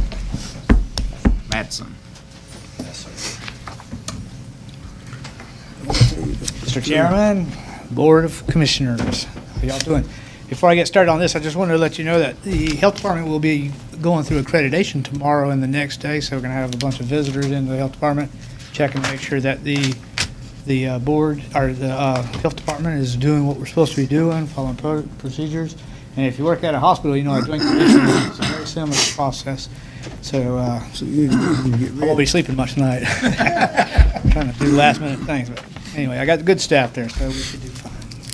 What I'm going to ask you about right now is permission basically to put up a healthy walking trail around the Old County home area.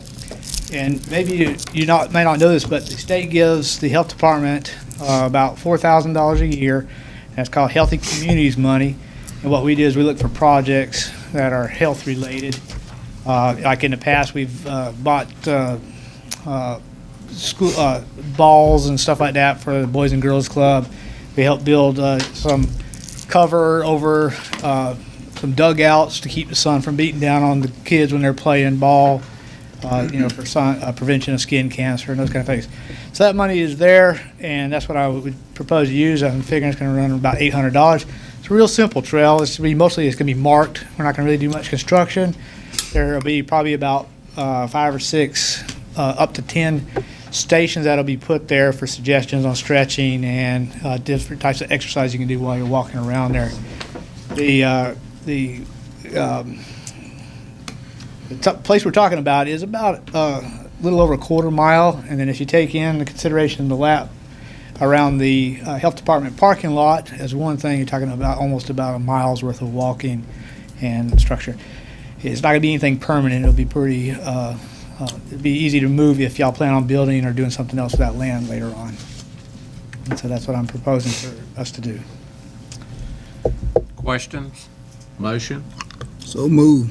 Got a motion by Commissioner Booth. Is there a second? Second. Second by Commissioner Buzzio. Any questions? Not? All those in favor, raise your right hand. 7-0. Thank you. Money. You want to move into your next item? Yes, sir. Let's see. The next item is to move forward with the service expansion business plan that I brought to your attention last meeting. And just to recap, that is an expansion effort to do jail health for the county and to do some healthy living clinic services in the county. Most of those clinic services will be around prevention in nature, tobacco cessation, diabetes prevention, diabetes self-management, weight loss, and nutrition therapy, and travel medicine, those kind of things. Chief Rose is here because he's from the jail, so if there's, he has a comment or two to make about the jail health Well, part. Mr. Chairman, if I may. Yes, sir. I asked for Lieutenant Catherine Bryan, who is behind me, to be at the meeting tonight.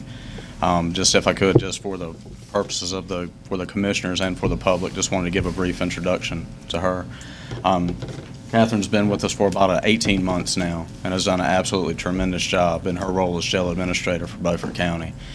She has a history of working with the Jailers Association, and in her past capacity with their county, took them from a transition from having a jail in a lot of ways like ours and bringing them up to speed and when it comes to the local regulation, state and federal law. So we are very fortunate to have her. Asked her to come along today so she can field any questions that specifically go towards any of the jail health issues that you might have any questions about. I'm just fortunate that she was willing and able to be here tonight, but I just wanted to make that introduction.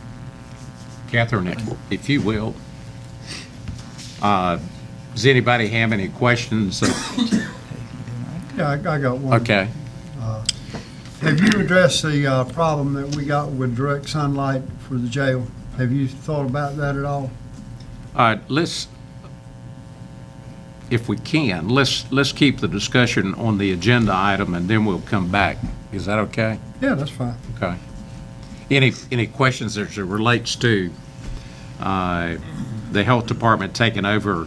And Chairman, if I may, again, I know that Mr. Madsen had a presentation that he was going to put forward, with that covered everything. I just wanted to make an introduction before you guys got 2 questions to let you know that she was here, and anything that could be fielded, if it can't be fielded by Mr. Madsen or myself, that we've got the foremost expert in our agency that can do that. Mr. Chairman? Yes. I have a question. With the switchover from the current contractor, who's out of state, I assume, correct? they provide now, what's the current service they provide? You're talking about Southern, Commissioner, Mr. Vice Commissioner, thank you for having me. Currently, we use Southern Health Partners as our contractor for inmate medical care. They, A little closer to the mic. they subcontract to a mental health provider, so we provide mental health to the inmates. We provide medications, which is also a subcontractor to Southern Health Partners, and we provide what is ordered by law as far as health care goes to the inmates through that contractor. And yes, sir, they are based out of Tennessee. So currently, they're providing a physician's assistant part-time? They're part-time, aren't they? We have a physician's assistant who comes twice a month for less than a half an hour Okay. from Craven County. So if medication currently has to be given to the inmates, who provides that medication to them when these people aren't on site? Well, prior to about a year ago, Commissioners, my staff was delivering that medication half the time because we had limited nursing coverage. We came to you last year and asked for an expansion so that we could increase the amount of nursing coverage. So the nurses are there 7 days a week, 12 hours a day, and they provide those medications within those hours. So my staff is out of that part of it. Is that being provided by the county now, that No, sir. service? It's all under Southern Health Partners. By the subcontractor, by the So contractor? the increase that you gave us last year went to Okay. the Southern Health Partners. Thank you. So Jim, with the new system now, we're going to see an improvement in the service at a less cost, and the money's going to stay here in the county. We do project we're going to do it for less money, but a lot of the cost is going to be realized in the future because of the relationship that we'll have. Right now, when the jail has a client that they're questioning whether they need medical care, a lot of times it's just a conversation, take them to the emergency room. And what we think is that the relationship will be a little bit closer, since we're both from the same county, that we will be able to triage a little bit better and to prevent them from having to go to that. So that's some of the savings that we're looking at there. I think we're providing it for cheaper cost, but we are not sure exactly how much the outside referral part is going to be at this point, because we're not going to do mental health. So they'll still have to send people in for specialty care. If you have an inmate with heart disease or heart problem, they're still going to have to go see specialty care. And they do that with a separate fund now as well. Am I right? Yes, sir. Yeah. Okay. So basically, I guess what both of you are saying is that from a subcontractor, we're going to go and do the service ourselves at your department at less cost. The money's going to stay here in the county, and the service is going to be increased. Yes, sir. Basically. Yes, sir. Thank you. Thank you, Mr. Chairman. I have some questions. Go ahead, let him go ahead. She stated that you have a nurse there 7 days a week, 12 hours a day. Yes, sir. Now, when this go away, what kind of coverage you gonna have on site to calculate those hours? You want to speak to that, Jim? Well, it's going to be, I guess at this point, same nursing coverage. It'll be 7 days a week, 12 hours. Are you gonna contract with this nursing company, or is it gonna be somebody from your staff? There'll be staff, 3 staff. We're talking about hiring 3, an RN and 2 LPNs to staff it. And doing these 12, they did 7, 12. What happens to the, somebody gets sick after, are they rotating schedule, or they just for 12 hours and go home? Is it a rotating schedule?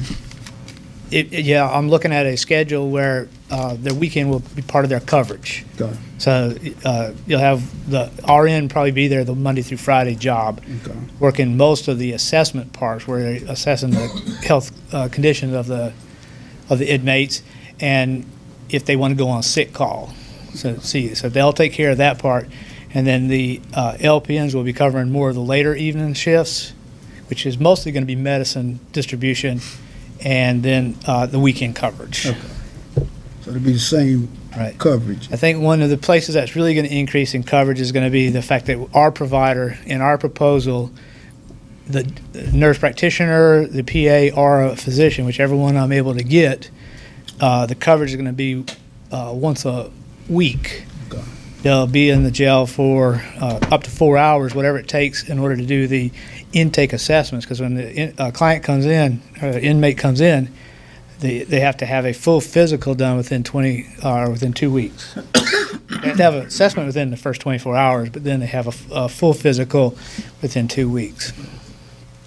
This is something, go Can I ahead. expand on that just a Yes. bit? Currently, how we're positioned, we have nursing there for 12 hours a day. Our provider works at a prison in Craven. Our provider meaning doctor, physician's assistant.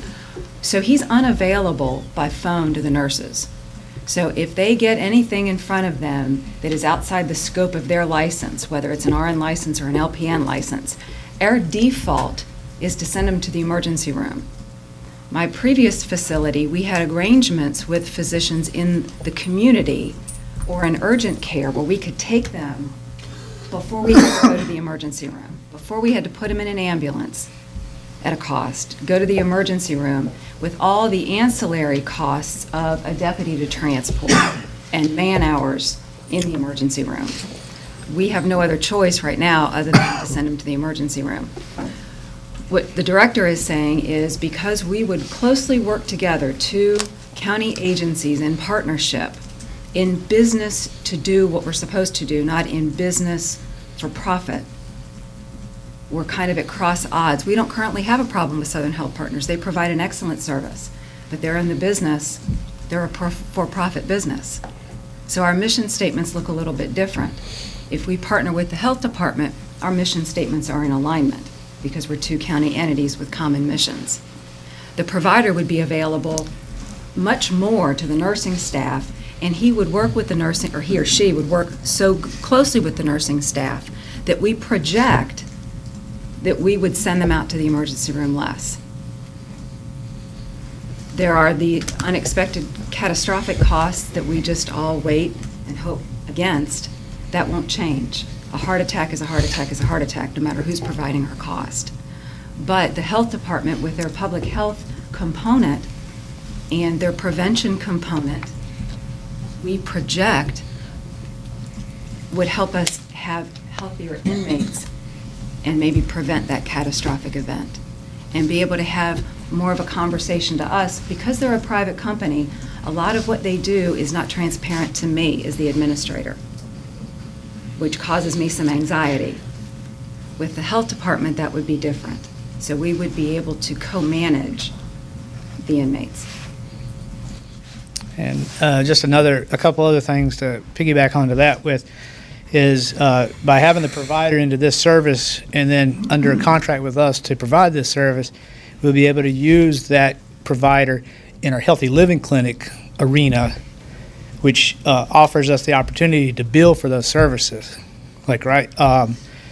So that opens up the opportunity to bring in more billable services, the money, the revenue that's generated by that, because we have a provider actually on staff then with the health department. So it serves as a double function by having that capacity. And then we also think that as a public health aspect to this is that we're interested in the health of those inmates when they get out of their confinement. And we want to make sure that when they do get back into the society, that they are healthy and they know where to go for the services that could help the general public as a whole. Yeah, I have some questions. How many inmates do you have now that are on prescription drugs? Commissioner Richardson, we average about 20 inmates on any given day That are on prescription drugs? Yes, sir. When they arrive at the jail, they're on prescription drugs? Some when they arrive and some that are prescribed once they're in. We have a population that is not the healthiest on the outside for a variety of reasons, economic reasons, transportation reasons, a variety of reasons. So just because they're not on medication on the outside, when we receive them and they go through the medical process, there are times that we prescribe then. I understood that we were triaging new inmates to make sure that we didn't take in high-risk inmates. By that, I mean that we find a way that we don't have to have them in jail, that they can be off taking care of themselves. We don't do that? We're required by law to take the inmates when they come. No, that's not what I said.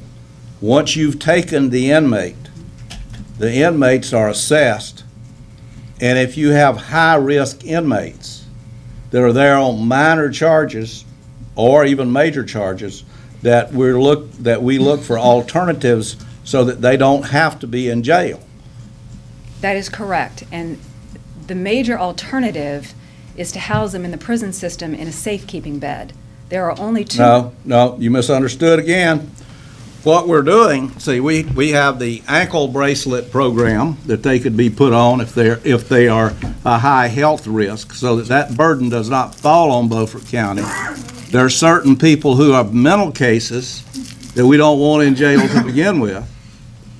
Now, so what you're telling me is you're not doing your screening. Mr. Chairman, if I may. Go ahead. Well, what Lieutenant Bryan's saying and what I'm going to say right now is that if there is an opportunity that we have by law to decrease the population in the jail, then we do that. But there are certain things that go on that we are legally obligated to take care of, and if a judge deems that that person is to be incarcerated, then there is nothing that anybody, to include the jail administrator or I or the sheriff themselves, are going to change that. The pretrial release program is one of those, that we have tried to utilize that as much as we can. But if we do not get a Superior Court judge's signature, then that person does not go on pretrial release. You know, there's plenty of other things that I can say that, you know, as far as health care issues, that we would love for the person not to be incarcerated in our jail. But if the alternative is for us to break the law by them not being incarcerated, then that's not an alternative. Okay. Cite the law for me that says that they have to have a physical if they've been in jail 2 weeks. There is no law, Commissioner, that says Oh, that. gee, I thought I heard you say they had to have a physical in 2 weeks. I said that.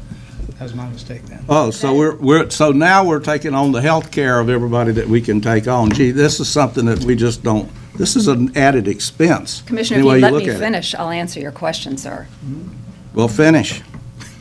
We are required by law to provide health care to inmates. We're required by law to have a medical plan that provides for the screening of communicable diseases and chronic problems.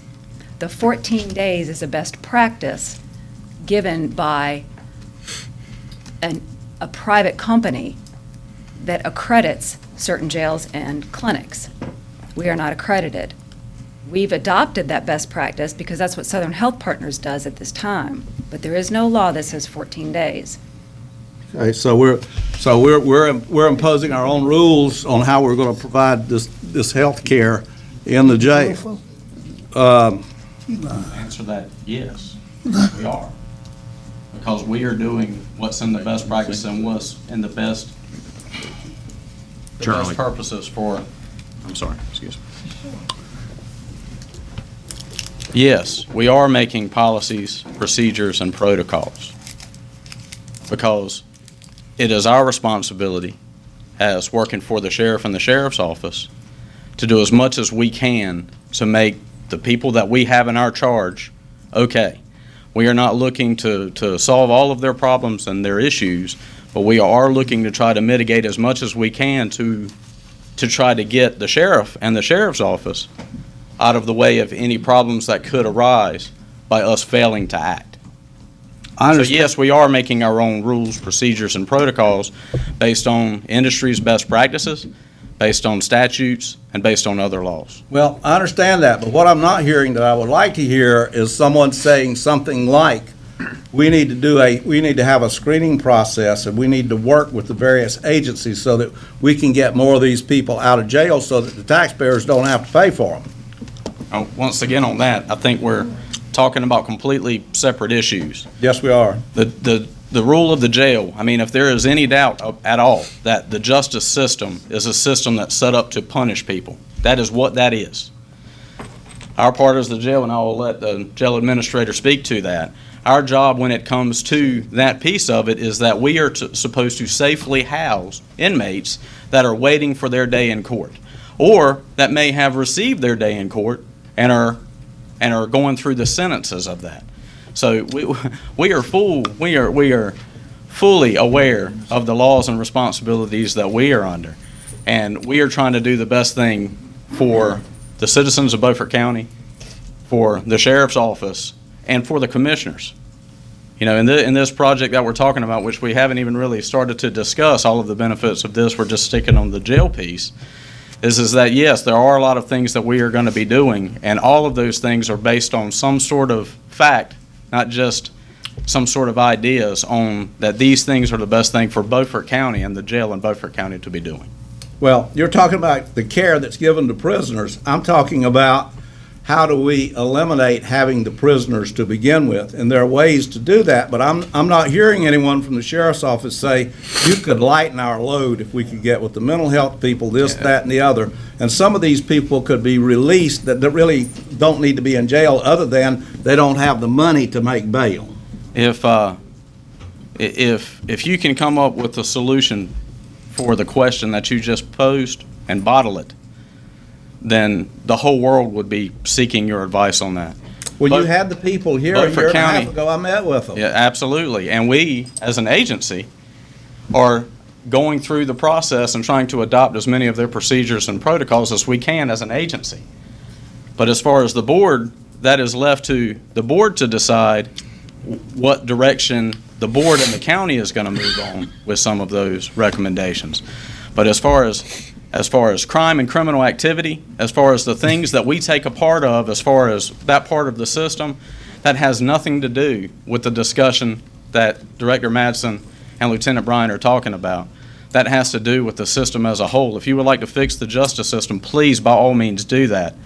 But right now we're talking about jail health and the business expansion plan from the health department. Well, Chief Rose, I'm waiting on your written recommendations on how to do what you just described, that we had the federal people come here a year and a half ago, and I haven't seen any recommendations from your department. So when are you going to produce them? I work for... Excuse me, let's get back to the change that we're talking about. All right, I have another question. Okay. Is it pertaining to the new plan? You have to ask that? I mean, if it's about changing the judicial system, yeah. We're not talking about changing the Okay. judicial system. Go ahead. The method of payments for the agreement that we have with Southern Health, do we pay them so much a quarter or so much a month as a fixed fee? And how do the additional fees apply? We pay them monthly, Commissioner.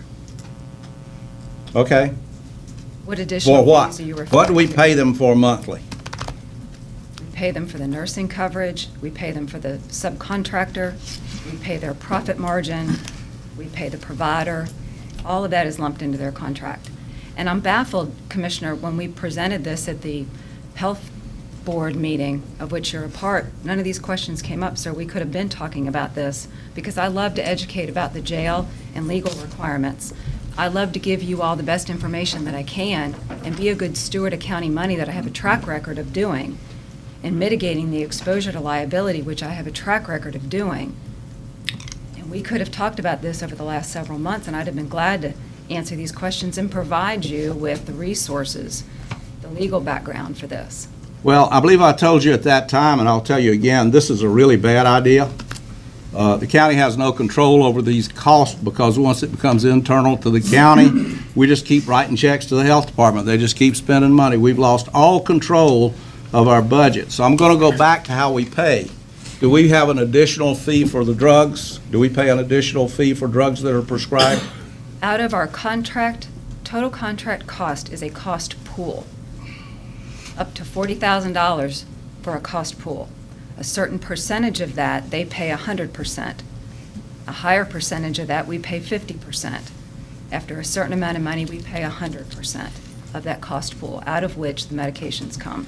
That's for drugs, or is that for drugs plus professional care? Medications and outside services. Medicaid, so we pay a base plus that schedule that you just gave me. That is included in the base.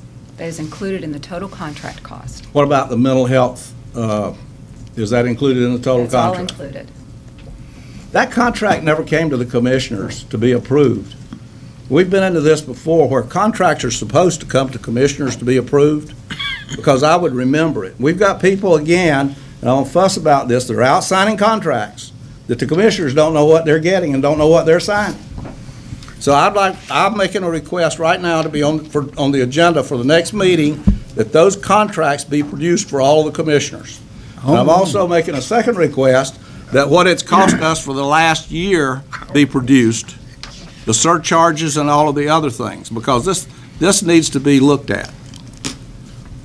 Now, if there's a lawsuit, let's say that we don't give adequate care or somebody's unhappy and he goes to a lawyer and he decides to sue under the present system, who does he sue? It is absolutely common that the lawsuit goes to both the sheriff's office as the steward of the jail and the county commissioners and the contractor. Okay, who's the first line of pay? It depends on whether it's a state case or a 1983 case that goes to federal court. What do you mean, a state case or a 1983 They case? can sue if we violated their state rights. They can also sue if we violated their federal Oh. rights. And in our current facility, we violate their constitutional rights daily, as I've reported in my State of the Jail address. How do we do that? Lock them up. When you killed that motion to build a jail. How do we do that? I would refer you to the State of the Jail reports that I've written every year that I've been here. I haven't seen those. Those don't come to commissioners. Why don't they do. Why don't they come to, shit, her State of the Jail report hasn't come to us. I got it. Why don't I get them? I've emailed both of those documents to the same email address that I email every other thing that you ask for from us. His Obama phone won't kick you, I don't baby. remember getting those. Those should be a part of this. That should be a part of this agenda book so it can be considered by commissioners. Now, under the new system, who's going to be sued if somebody decides to sue for medical care? Litigants won't change, Commissioner.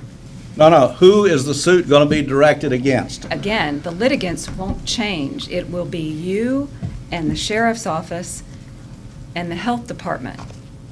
But I'll tell you who it won't be mostly of is the sheriff's office because of those state of jail addresses. We've highlighted what the problems are. They'll be reflected in requests, and when they're denied, I have closed the exposure to my boss, which is my responsibility. Okay, I'd like in the agenda book for the next meeting, all of her reports.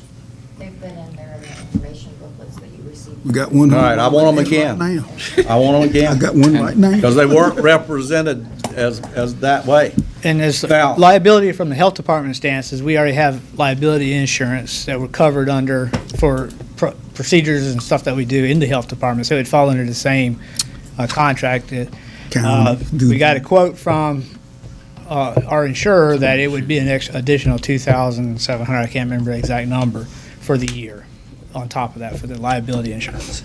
Only that amount additional? Yes, sir. Mr. Chairman, may I make one more comment? in regards to- We've got some other people up here that's ready to ask some questions, and you may get asked a question, I don't know.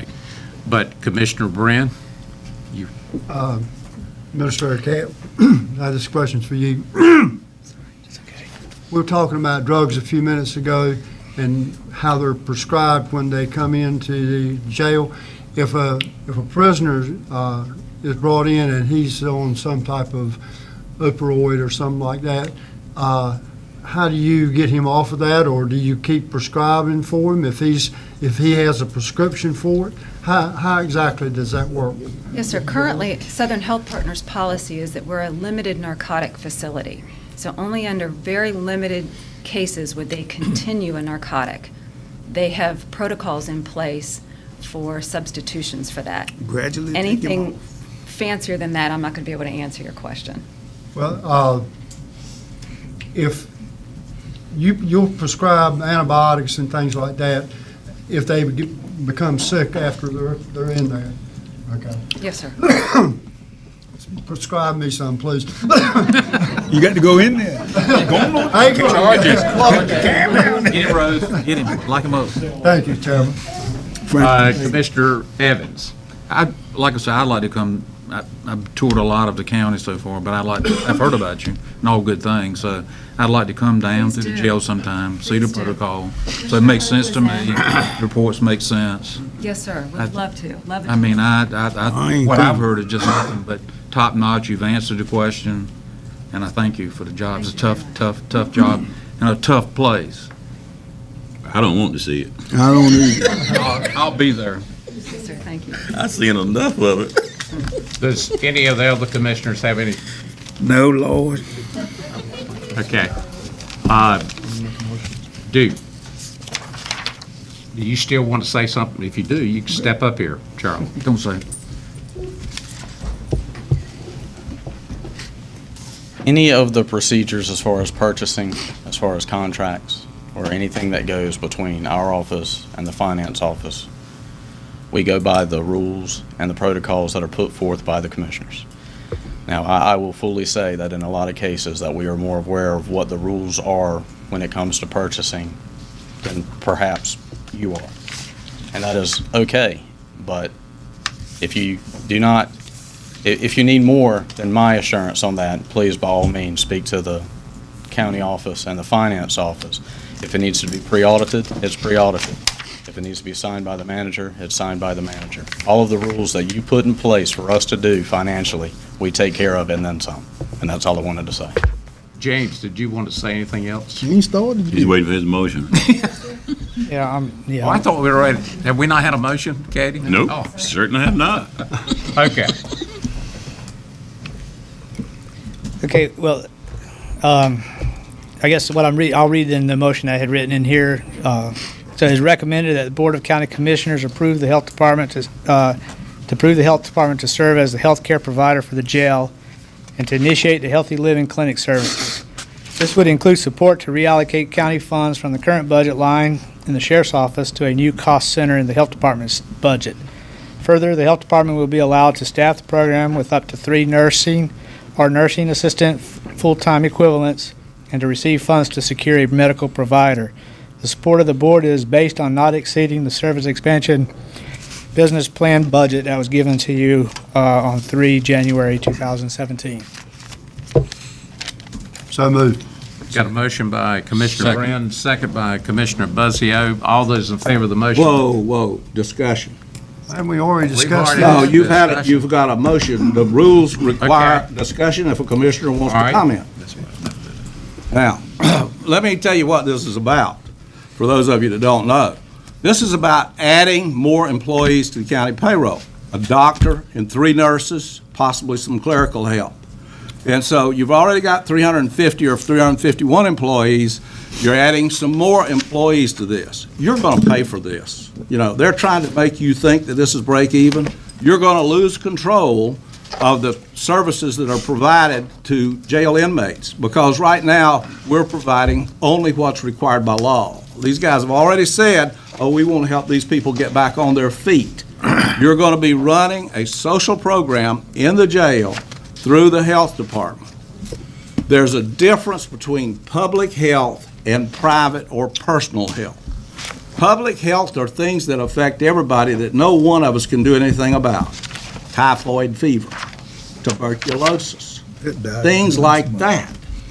Private health is, I heard over here on my side, what can you do about it?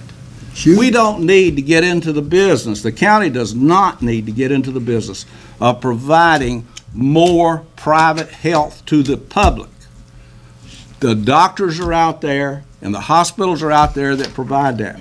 You as taxpayers do not need to start competing with them with another social program that is going to only cost you money before it is over with. So this is a really, really bad idea. Is there anyone else that would like to say anything before we take a vote? Okay, being none, all those in favor of the expansion, raise your right hand. All those opposed? And I saw it, and the vote is 6-1. Thank you very much. And we invite you to come back at another meeting. No. That was just your It was very nice to meet you for the first time. Okay. The next item is the patrol vehicle purchase with insurance funds. Chief Charlie Rose. Well, it's been about 15 minutes since we've talked about a patrol car, so I figured it's probably about time to do that. The information that you have in front of you is, in essence, what we're looking to do is we had 2 motor vehicle collisions late 2016. That was at no fault of the deputies that were driving the vehicle, one of which was me. That we lost 2 vehicles. We had two vehicles get totaled. One was a Dodge Charger the other was Ford F-150. The money that we received back from insurance was in the amount of $38,425.23. We would like for approval to use those funds to replace one patrol vehicle. We would like to replace the F-150 now. The cost of the vehicle and upfitting and everything involved is going to be slightly less, within $1,000 or less than the appropriated amount through insurance. So there's not going to be an additional cost of general fund dollars for this. The reason that we chose the F-150 is that the utility that we get from those vehicles, especially during storms, bad weather, if we need to move something around, it is a burden on us when we do not have the ability to have vehicles such as that. The vehicle that was totaled was a 2005 and was on the list for us to replace this last year or the next year anyway, so that's the one that we're looking to move. If there's any questions, I'll field them if I can. Okay, we're going to do this a little bit different. We're going to take a motion and a second, and then we'll have our questions and discussion. So moved. Got a motion by Commissioner Evans and a second by Commissioner Brand. All right, now, questions, comments, discussion? Do I have some comments? Go ahead. Well, looking at the schedule that they gave us, there's 66 vehicles that are assigned in the department. This is all the way from a magistrate who uses it to do nothing but come and go to work. And there's 9 surplus vehicles by my count listed. Now, surplus cars, they already have 4 surplus cars. So if you've got 66 assigned vehicles and 9 surpluses, you really don't need to buy another vehicle. So I'm not going to vote for this. Any other comments? Okay. All those in favor of the motion, raise your right hand. All those opposed? 6-1. You want to go into your next one? Sure. Over the past year and a half, we've, at the Sheriff's Office, we've been looking at the military vehicles that we have through the 1033 program. In years past, you would recognize me as being in the parking lot for over a dozen years. We had a 1968 Deuce and a Half truck, and then we had a 1984 Humvee. Those were the 2 vehicles that we had. About a year and a half ago, almost 2 years ago, we decided through looking through what vehicles are available, because there's been a massive influx of vehicles that have been moved from overseas back to the States, and they're now in surplus. We were looking to update the vehicles that we had. We have done that. The commissioners have been notified through emails and different things when opportunities would come up. The 2 vehicles, because we're looking to keep 2, we can, during storms and other events like that, we can put 2 or 3 deputies on each, and that's about all of the military vehicles that we need to be able to fully utilize and to keep them up to operational standards that we need to keep them. We've been able to upgrade the vehicles that we have, which now you can see in the parking lot. We've got, they're still Deuce and a Halves. There's one of them is a 1995 Stewart and Stevenson, the other is a 1997 Stewart and Stevenson. That they've afforded us a lot more capabilities. They're a lot more maneuverable. That we can put them into all of the places that we need to, whether it's high water or snow or any other event. Drug eradication, search and rescue, any of those events, those vehicles are ideal for. With that being said, right now we've got 3 that are on our books. We're able to get the Humvee that we had back to the 1033 program, and then they very quickly got it to Greene County, who is now using that Humvee. The Deuce and a Half, we tried a couple of different ways. We reached out to the local fire departments, local municipalities that could possibly use that truck, and we got some responses back from that. After some discussion with several of the fire departments, it was decided amongst them that Clark's Neck Fire Department would be the recipient of that, and so we're presenting that to you today because we would need approval from the board for that vehicle to be transitioned from the Sheriff's Office care to Clark's Neck Fire Department, where that they go through the same issues and the same areas that they've got within their fire district. That is, a Deuce and a Half is ideal for them in search and rescue and high water and things of that nature. So moved. Got a motion by Commissioner Booth. Second. Second by Commissioner Buzzio. Questions, comments? discussion? If none, all those in favor of the motion, raise your right hand. 7-0. Thank you. Martin, we're back to you. And you're going to put a fence up, is that right? Well, not me, not me. The AAF Flanders, Flanders, who was recently bought by AAF, wants to put a security fence around their property, starting at the sides of the building and then going all the way around the property. It will be controlled with electric gates and things like that to allow access. The covenants in the industrial park request that they provide a plan of what they propose to do and also a picture, and I believe you have that in your handouts. The City of Washington has reviewed the plan and the fence picture, and they've determined that there's no permit required. The only request they make is that it does not obstruct the view for ingress and egress of the property. And obviously, given it's in line with the building, there is none of that at the driveways onto Page Road. The covenants refer to the Beaufort County Economic Development Commission, which was dissolved in 2012. So that is why coming to the county board to approve this fence be built. So the motion would be to pass a motion in support. Oh, also it went to the Beaufort County Economic Development Advisory Board. So please pass a motion in support of the Beaufort County Economic Development Advisory recommendation that the AAF Flanders solution be allowed to install the security fence as outlined in the plan. Entertain a motion. So moved. Got a motion by Commissioner Brand and a second by Commissioner Evans. Questions, comments? No cost to... No, no. All those in favor of the motion, raise your right hand. 7-0. Thank you, thank you. You want to continue? If that's the pleasure of the board. Yes. Okay. As I just stated, the covenants for the Washington Beaufort County Industrial Park state in several places, in fact 15 times within the document, they refer to the Beaufort County Economic Development Commission, which, as I just stated, was dissolved in 2012, and the Beaufort County Economic Development Advisory Board was created.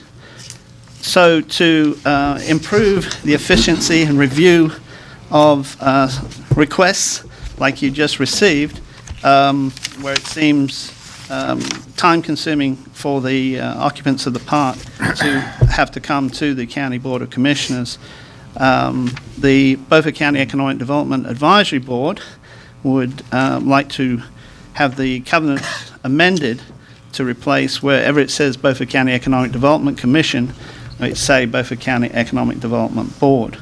All the companies in the park have signed on the document, as it needs 90% of the property owners to approve such a change to the covenants.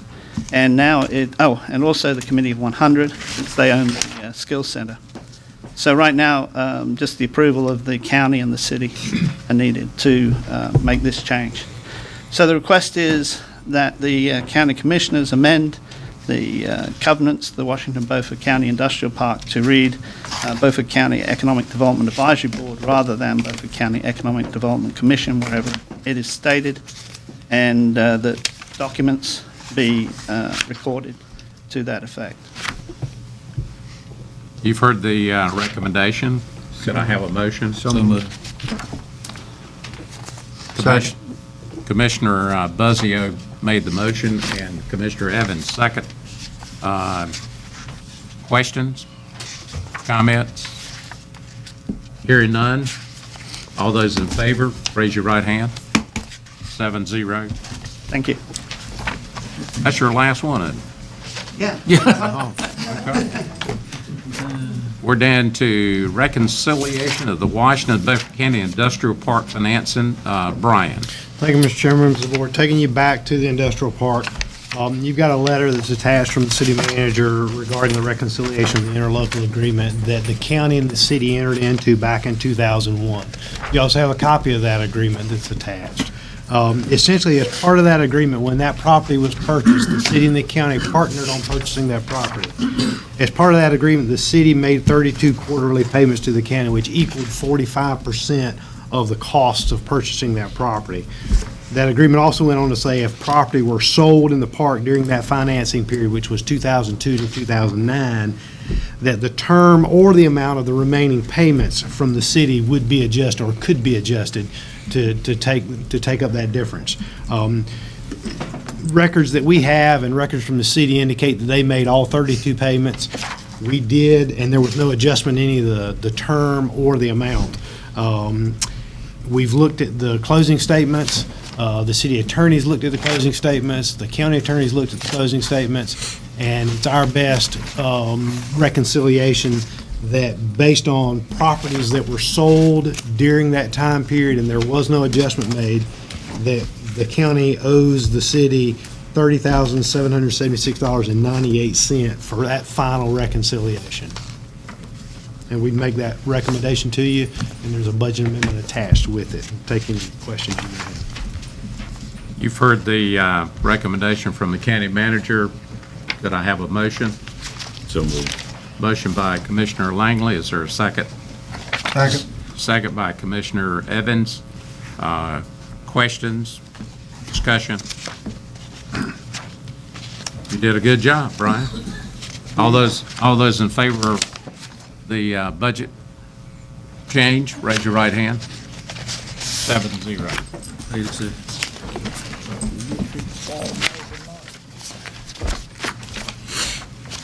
Okay, we're down to item number 10, or I guess it's 11 now. Request for proposed language for recall elections, Commissioner Richardson. I'll make the same motion that I've been making before, and that is that this Board of County Commissioners instruct our legislative delegation to provide us with language having to do with the recall of county commissioners. This is something that the legislature can do, and all we have to do is ask for it. So I'll make that request. I'll make that motion. And I'm gonna do just like I did later. Okay, we've got a motion on the floor as it pertains to recall elections. Is there a second to the motion? No second, so the motion dies. We're down to disposition of legal files with Smith, Moore, and Leatherwood. Brian? Thank you, Mr. Chairman, members of the board. You've got a letter that's attached that came from Smith, Moore, Leatherwood LLP regarding the departure of Aaron Roberts, who's an attorney with them. Ms. Roberts served as the county's attorney during the process by which the hospital lease agreement, when you sold the hospital, entered the lease agreement with Vidant, went through all that process, and she's continued on in assisting the county from the county's perspective in interpreting that lease and how that lease works with the hospital. So she, again, has left and has joined Nelson Mullins Riley Scarborough. And anytime an attorney leaves, you get a letter from that firm saying, do you want us to retain your files regarding those projects, or do you want them to go with the attorney? Our recommendation to you is that those files go with her and that you continue your relationship with her as the attorney who has handled those projects for you in the past. You've heard the recommendation as it pertains to the legal files. Can I have a motion? I'll make a motion, Mr. Chairman. Got a motion by Commissioner Evans and a second by Commissioner Buzzio. All those in favor of the motion, raise your right hand. All those opposed, 6-1. Okay, we're down to item number 12 or 13, disposition of real property. Brian? There are 3 separate county-owned parcels that Brian, can I ask the board for one thing? Yes, sir. Excuse me. I would like to break this into 2 votes. I can vote for the first one. The second one is the one that I have a conflict of interest. That's all. That's fine with me. That's fine. We'll do that. Okay, so regarding parcel number 1 and parcel number 2, just a little bit of background. As we've been instructed by the board, we are taking every opportunity we can to find county-owned parcels and try to get them back on private tax rolls. The GIS department has put together a book that we have with all the county properties. We're trying to get that out. One of our first things that we do is we look for parcels that are owned by the county that are surrounded by other folks. And we reach out to those folks and say, here's a piece of property that the county owns. We're trying to get back on the rolls. Are you interested in that piece of property? This is an example of two of those pieces. These pieces are actually surrounded by Potash Corporation property. So we reached out to Potash and said, these are surrounded by you already. Would you like to purchase those? They said that they would like to do that. You can see that one of those parcels is 0.24 acres and is listed on the tax value for $64. The second is 0.38 acres and is listed on the tax value as $1,333. They have agreed to that. They said they would pay us tax value for it. It helps clean stuff up for us, and it helps them not have pieces of stray property within their borders. Our recommendation to you is that you proceed under the negotiated offer and upset bid process, which is GS 168-269, to allow us to dispose of that. We would receive a formal quote from, or a formal agreement offer, thank you, David, offer from Potash, and we would advertise that as we do under the statute for a 10-day period for upset, and then we would close on it if we didn't receive that. So we make that recommendation for you on parcel number 1 and number 2. So moved. Got a motion by Commissioner Brand. Is there a second? Second by Commissioner Booth. All those in favor of the motion, raise your right hand. 7-0. As it relates to this other parcel, Brian and I had some conversation this afternoon at Beaufort Community College. I really would like for somebody to volunteer to go down there with Brian, one or two of the commissioners, and take a look at this piece of property and see how close it is to the existing boat ramp. Okay, so we got, how about since you're on that side of the river? Well, all three of you. Yeah. As long as it's not 4. Can you handle those 3, Brian? Okay. It's going to be tough this year. And come back with some recommendation at our next meeting. Is that agreeable? Fine with me. Is that agreeable with you, Bud? Well, I'm not in it since I've accused myself. I mean, I don't know if any commissioner has ever been to this. I haven't. Well, for those of you that are puzzled, I can tell you what my conflict is. I've been engaged by the person who's made the offer to purchase it to do some other work for him on other properties of his.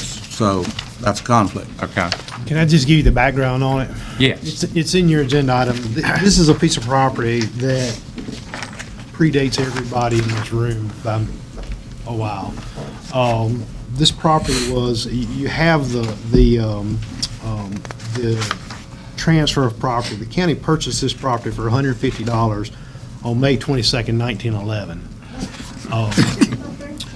And it was to be used as a public boat landing. And you see the picture of the way it's laid out. I mean, it is simply, at that time, I'm sure it was a dirt road. I doubt very seriously it was paved at that time. It may have been, I kind of doubt it. And at that time, it was just kind of, you have one of the pictures, you just pull off in there. So it's a very small parcel. It's 0.21 acres. It's listed at tax value of $2,500. There was a deed restriction that said once you acquired this property from the owner, you had to hold it for at least 25 years to be used as a public boat landing. That expired in 1936. Jesus Christ. Since that time, it continues. I mean, it continues to be used as a public boat landing. There are fishermen who use it. We looked at it last year. We received a comment from one of the fishermen that said, you guys need to fix up the boat landing a little bit. Well, we reached out to North Carolina Wildlife because, as you know, we're really not in the boat landing business. So we reached out to North Carolina Wildlife and said, can you look at this and can you do something? Can you fix this? Can you do whatever you need to do to make this a public landing? They looked at it and said, absolutely not. It is too small. There is no parking available. The people who use it park their vehicles and trailers on the side of the state-maintained road. Their concern was that of a liability, that if they went in and did something without acquiring additional property, you're having a liability there, because not that it's not going to happen. Eventually, one of these days, somebody's going to step out from behind the trailer and get hit by a car, and they're going to sue Beaufort County because there's not enough room to park down there. That's our concern from staff and from the county attorney's perspective on the liability issue. So we wanted to bring this to you to say, you've got a piece of property that we've got an offer on. It is a public piece of property that people do use as a boat landing. Our perspective on that is you've got a couple options. You can say, we like it the way it is. We understand y'all believe there's some liability, but it's going to ride the way it is. If you choose to do that, that's fine. We just need for you to tell us that. The second thing you can do is sell it and get rid of it and let somebody else own it. The third thing you can do is give us some money and let us go negotiate with an adjoining property owner and ask them if we can buy some additional property so you can make a proper boat landing that wildlife would put in and look after, and there wouldn't be liability issues. So those are the three things, and we're happy to take you down there and take a look at it and come back with a recommendation from the board. Right. But again, there are people that use it. I'm not saying there aren't people that use it, and I know Commissioner Richardson expressed to me he thought that people would not be happy about that, and I'm sure they won't be happy about it. But from our perspective, you've either got to fix it, accept the liability that we believe exists there, or get away from it. Why can't we just close access to it? I mean, essentially, you would be closing access by selling it. You've got somebody who wants to buy it, and then it's their liability, not yours. I mean, I think if you went down there and put a chain across it, the chain wouldn't stay very long. But we're happy to take whoever wants to go see it and come back at the next meeting. Take only 3. At any one time, I will only take 3.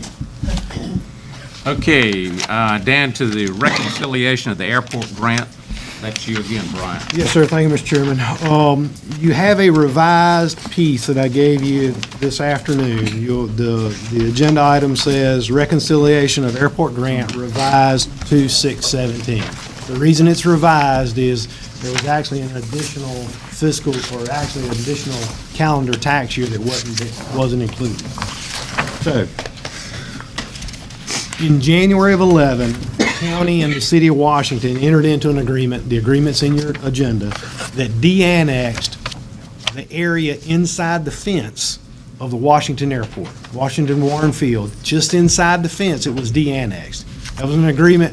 It was done by the General Assembly as a local act to de-annex that property. It was done under an agreement between the city and the county in an effort to increase economic development and opportunities for people who had airplanes, so that they would locate there instead of locating somewhere else, because you had only half the tax burden. You only would pay county taxes and not city taxes. Well, as part of that agreement, they established what was called an airport grant. They looked at the baseline. So what they said was, in 2011, what is the baseline of the value of the property out there?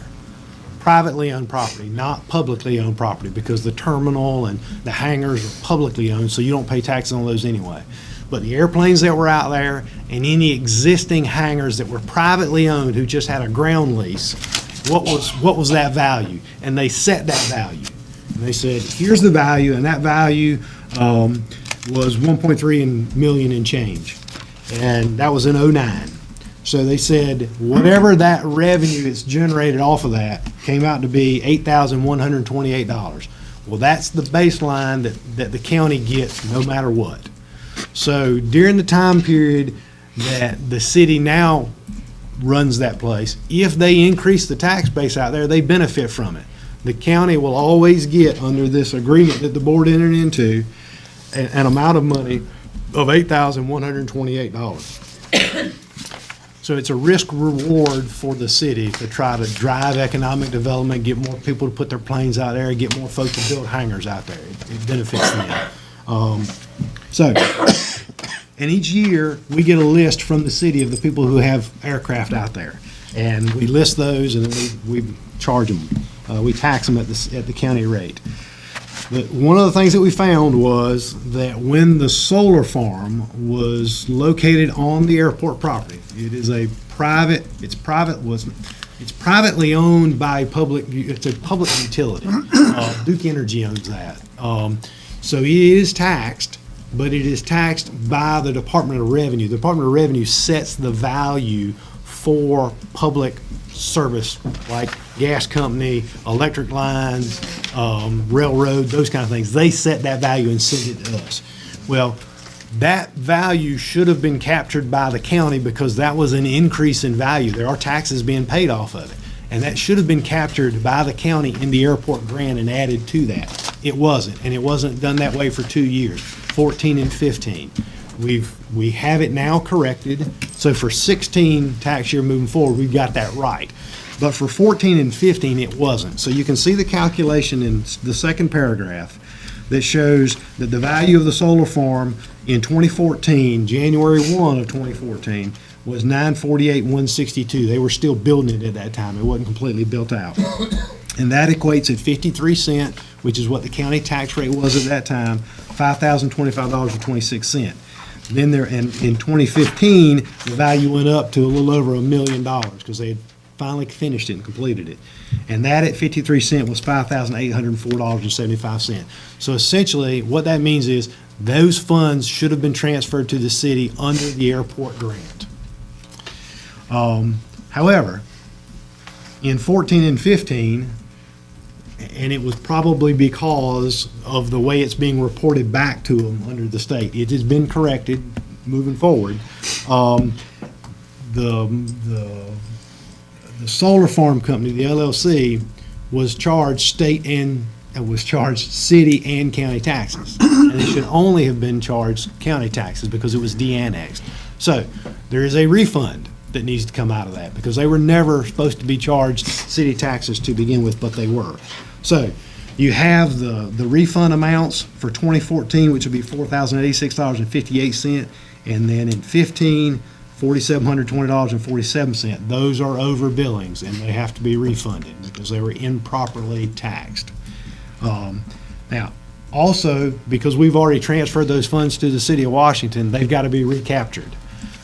The good news is you owe them money, you're taking money back, so the difference you see is that $2,022.96 is the difference. That's the net that you are due to the city of Washington under the airport grant that straightens out all the issues from 2014 and 2015, and anything moving forward now we've got fixed. So it was long and convoluted. I'll answer any questions you have, but that's our recommendation to you, and this will clear it up, and you have a budget amendment that appropriates funds to do that. You've heard the manager's recommendation. Could I have a motion? I'll make a motion. Motion by Commissioner Buzzio, a second. Langley. Commissioner Langley. Questions? If none, all those in favor of the recommendation and the motion, raise your right hand.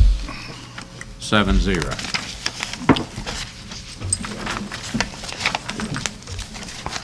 Okay, Ryan, this one is yours too. Yes, sir. The Old Ford Clark's Neck EMS contract. Okay, thank you, Mr. Chairman. As you recall, at a regular meeting of the Board of Commissioners on October the 3rd of 16, the board voted 6-1 with Commissioner Richardson voting against to not renew the contract to the City of Washington for providing EMS services in the Old Ford, in the Washington Township, which includes Old Ford and Clark's Neck fire districts, and instead providing those EMS services in that area with county personnel. I've attached for you a copy of that agenda item which listed out the discussion that occurred or the information that was provided in that October meeting. As you're aware, since that vote, there's been both support for the measure. There's been concern expressed for the measure from different residents in different areas of the service district. As a response to that, the EMS committee, which is made up of county and city representatives, continued to meet and discuss the issue.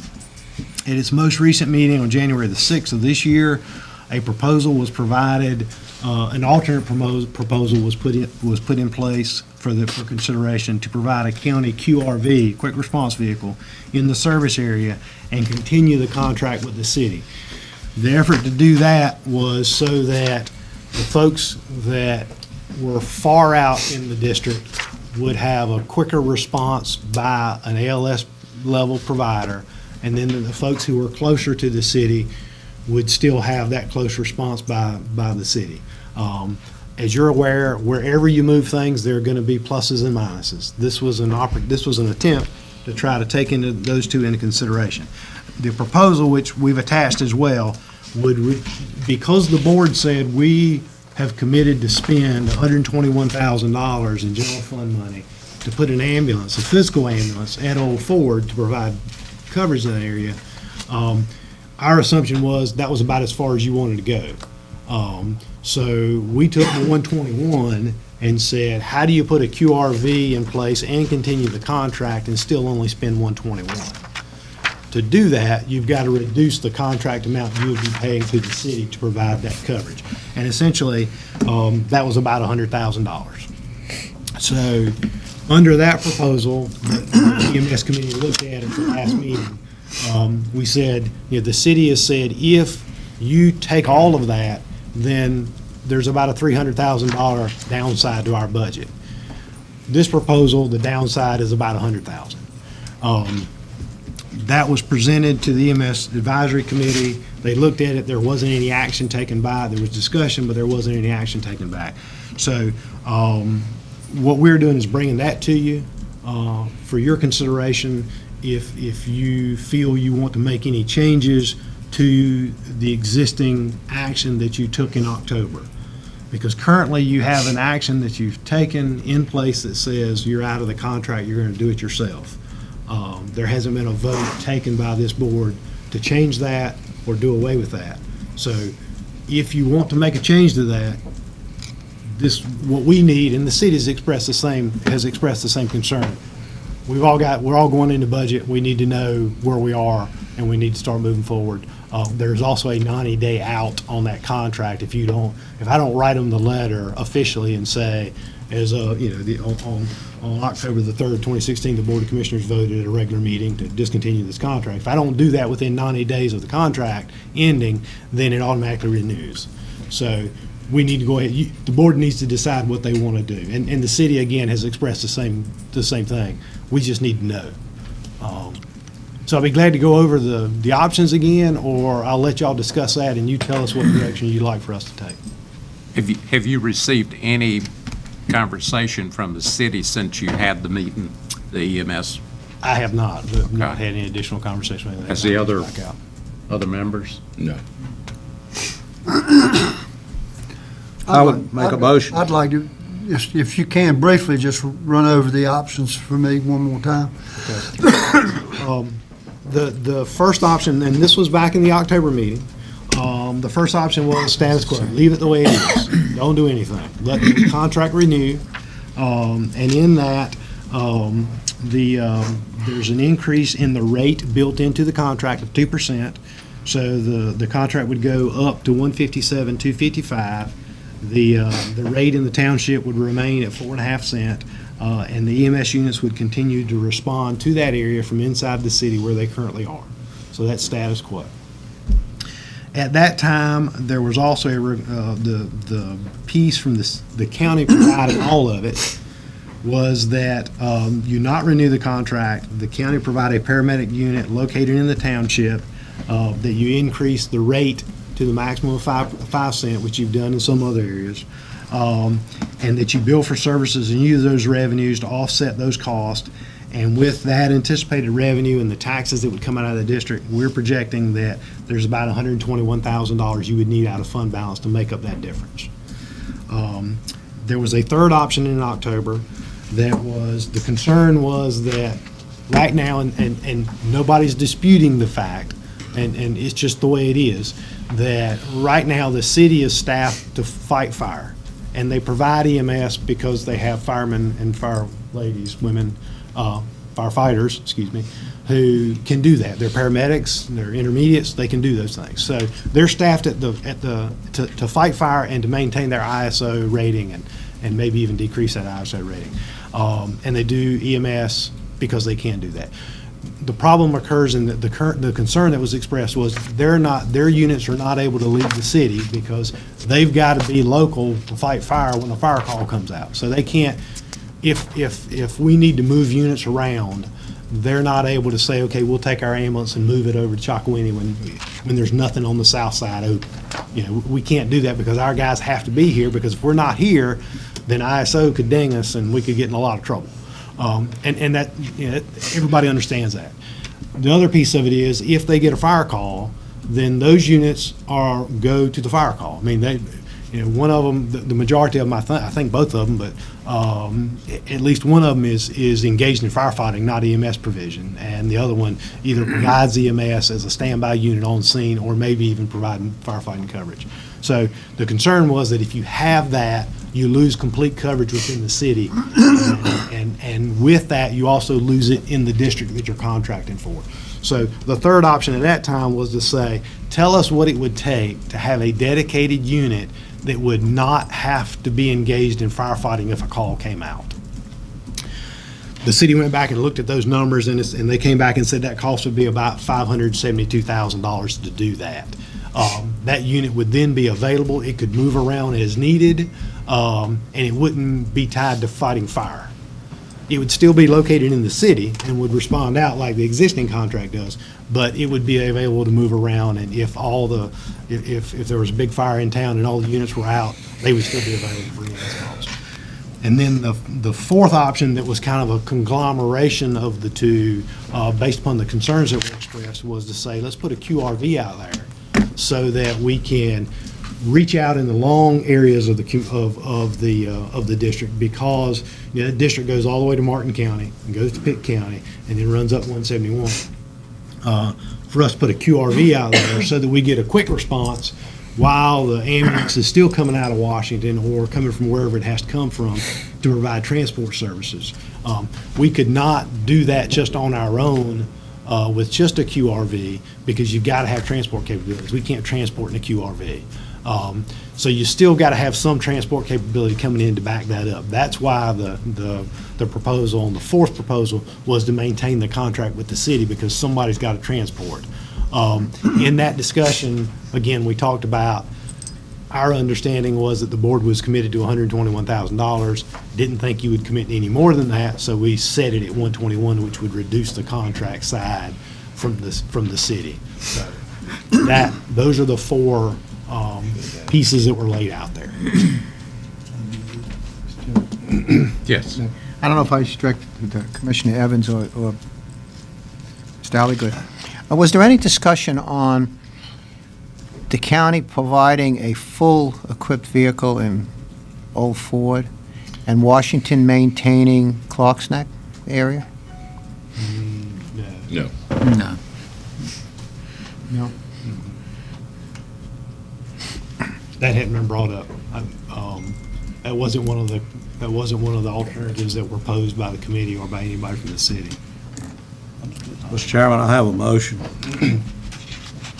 The most economical thing to do, and what I think the people in Washington Township and the Old Ford area want, the service area, is to maintain the status quo.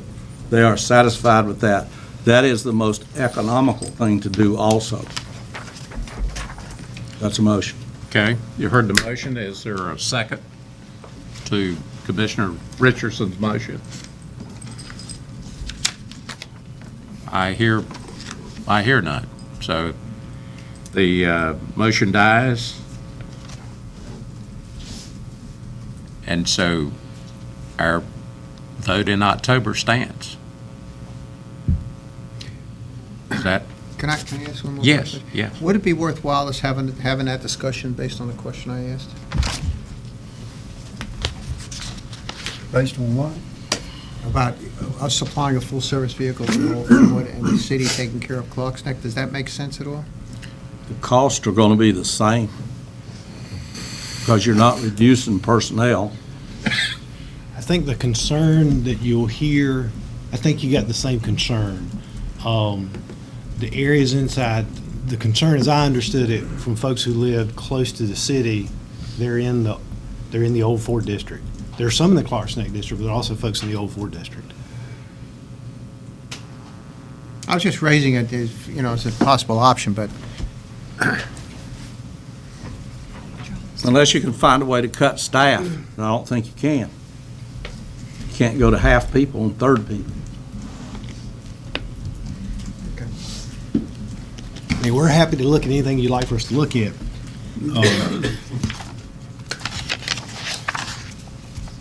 But again, we, in fairness to the city, in fairness to our budget-making process, I don't want to rush an issue, but there is a time limit on what you want to do. And I think you've got,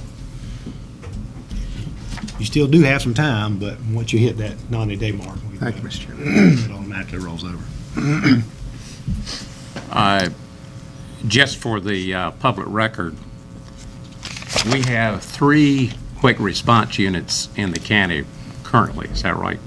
24 hours and then operation. So we actually have 3. The thing about the quick response unit is we're not able to bill for those vehicles. The only thing that we can bill for is the full service, what I call the full service truck. Going back to the consultant's presentation to us, we made a commitment over time to go to countywide paramedic service. We also made a commitment to go to countywide billing. And we also made a commitment to, at some point in time, having a countywide tax that's equal all across the county.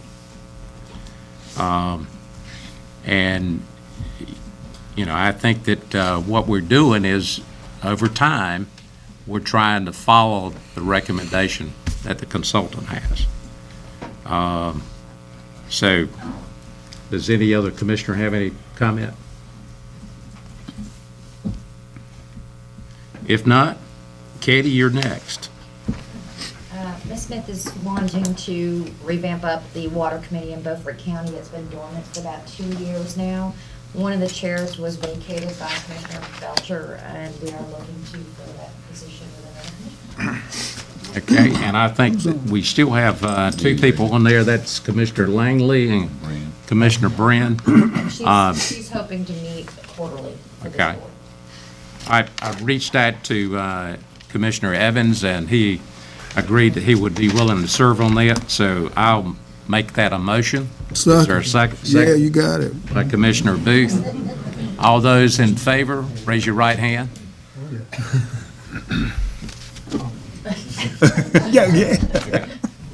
Everybody vote? Yes. All right, 7-0. We're down to our closed session, and I'll ask Katie to read us into closed session.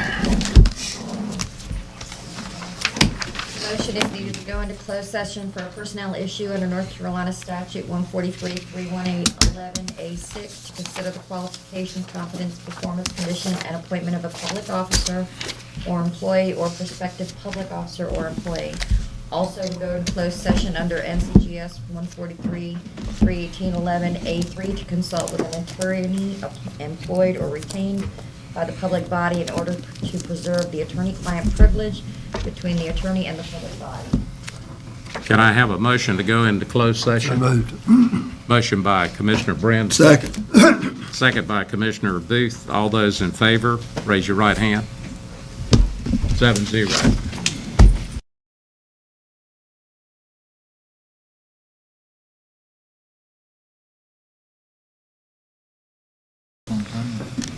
Okay, we're coming out of closed session, and there was no action, or there'll be no actions taken. Entertain a motion to adjourn. So moved. Got a motion to adjourn. Is there a second? Second. All those in favor, raise your right hand.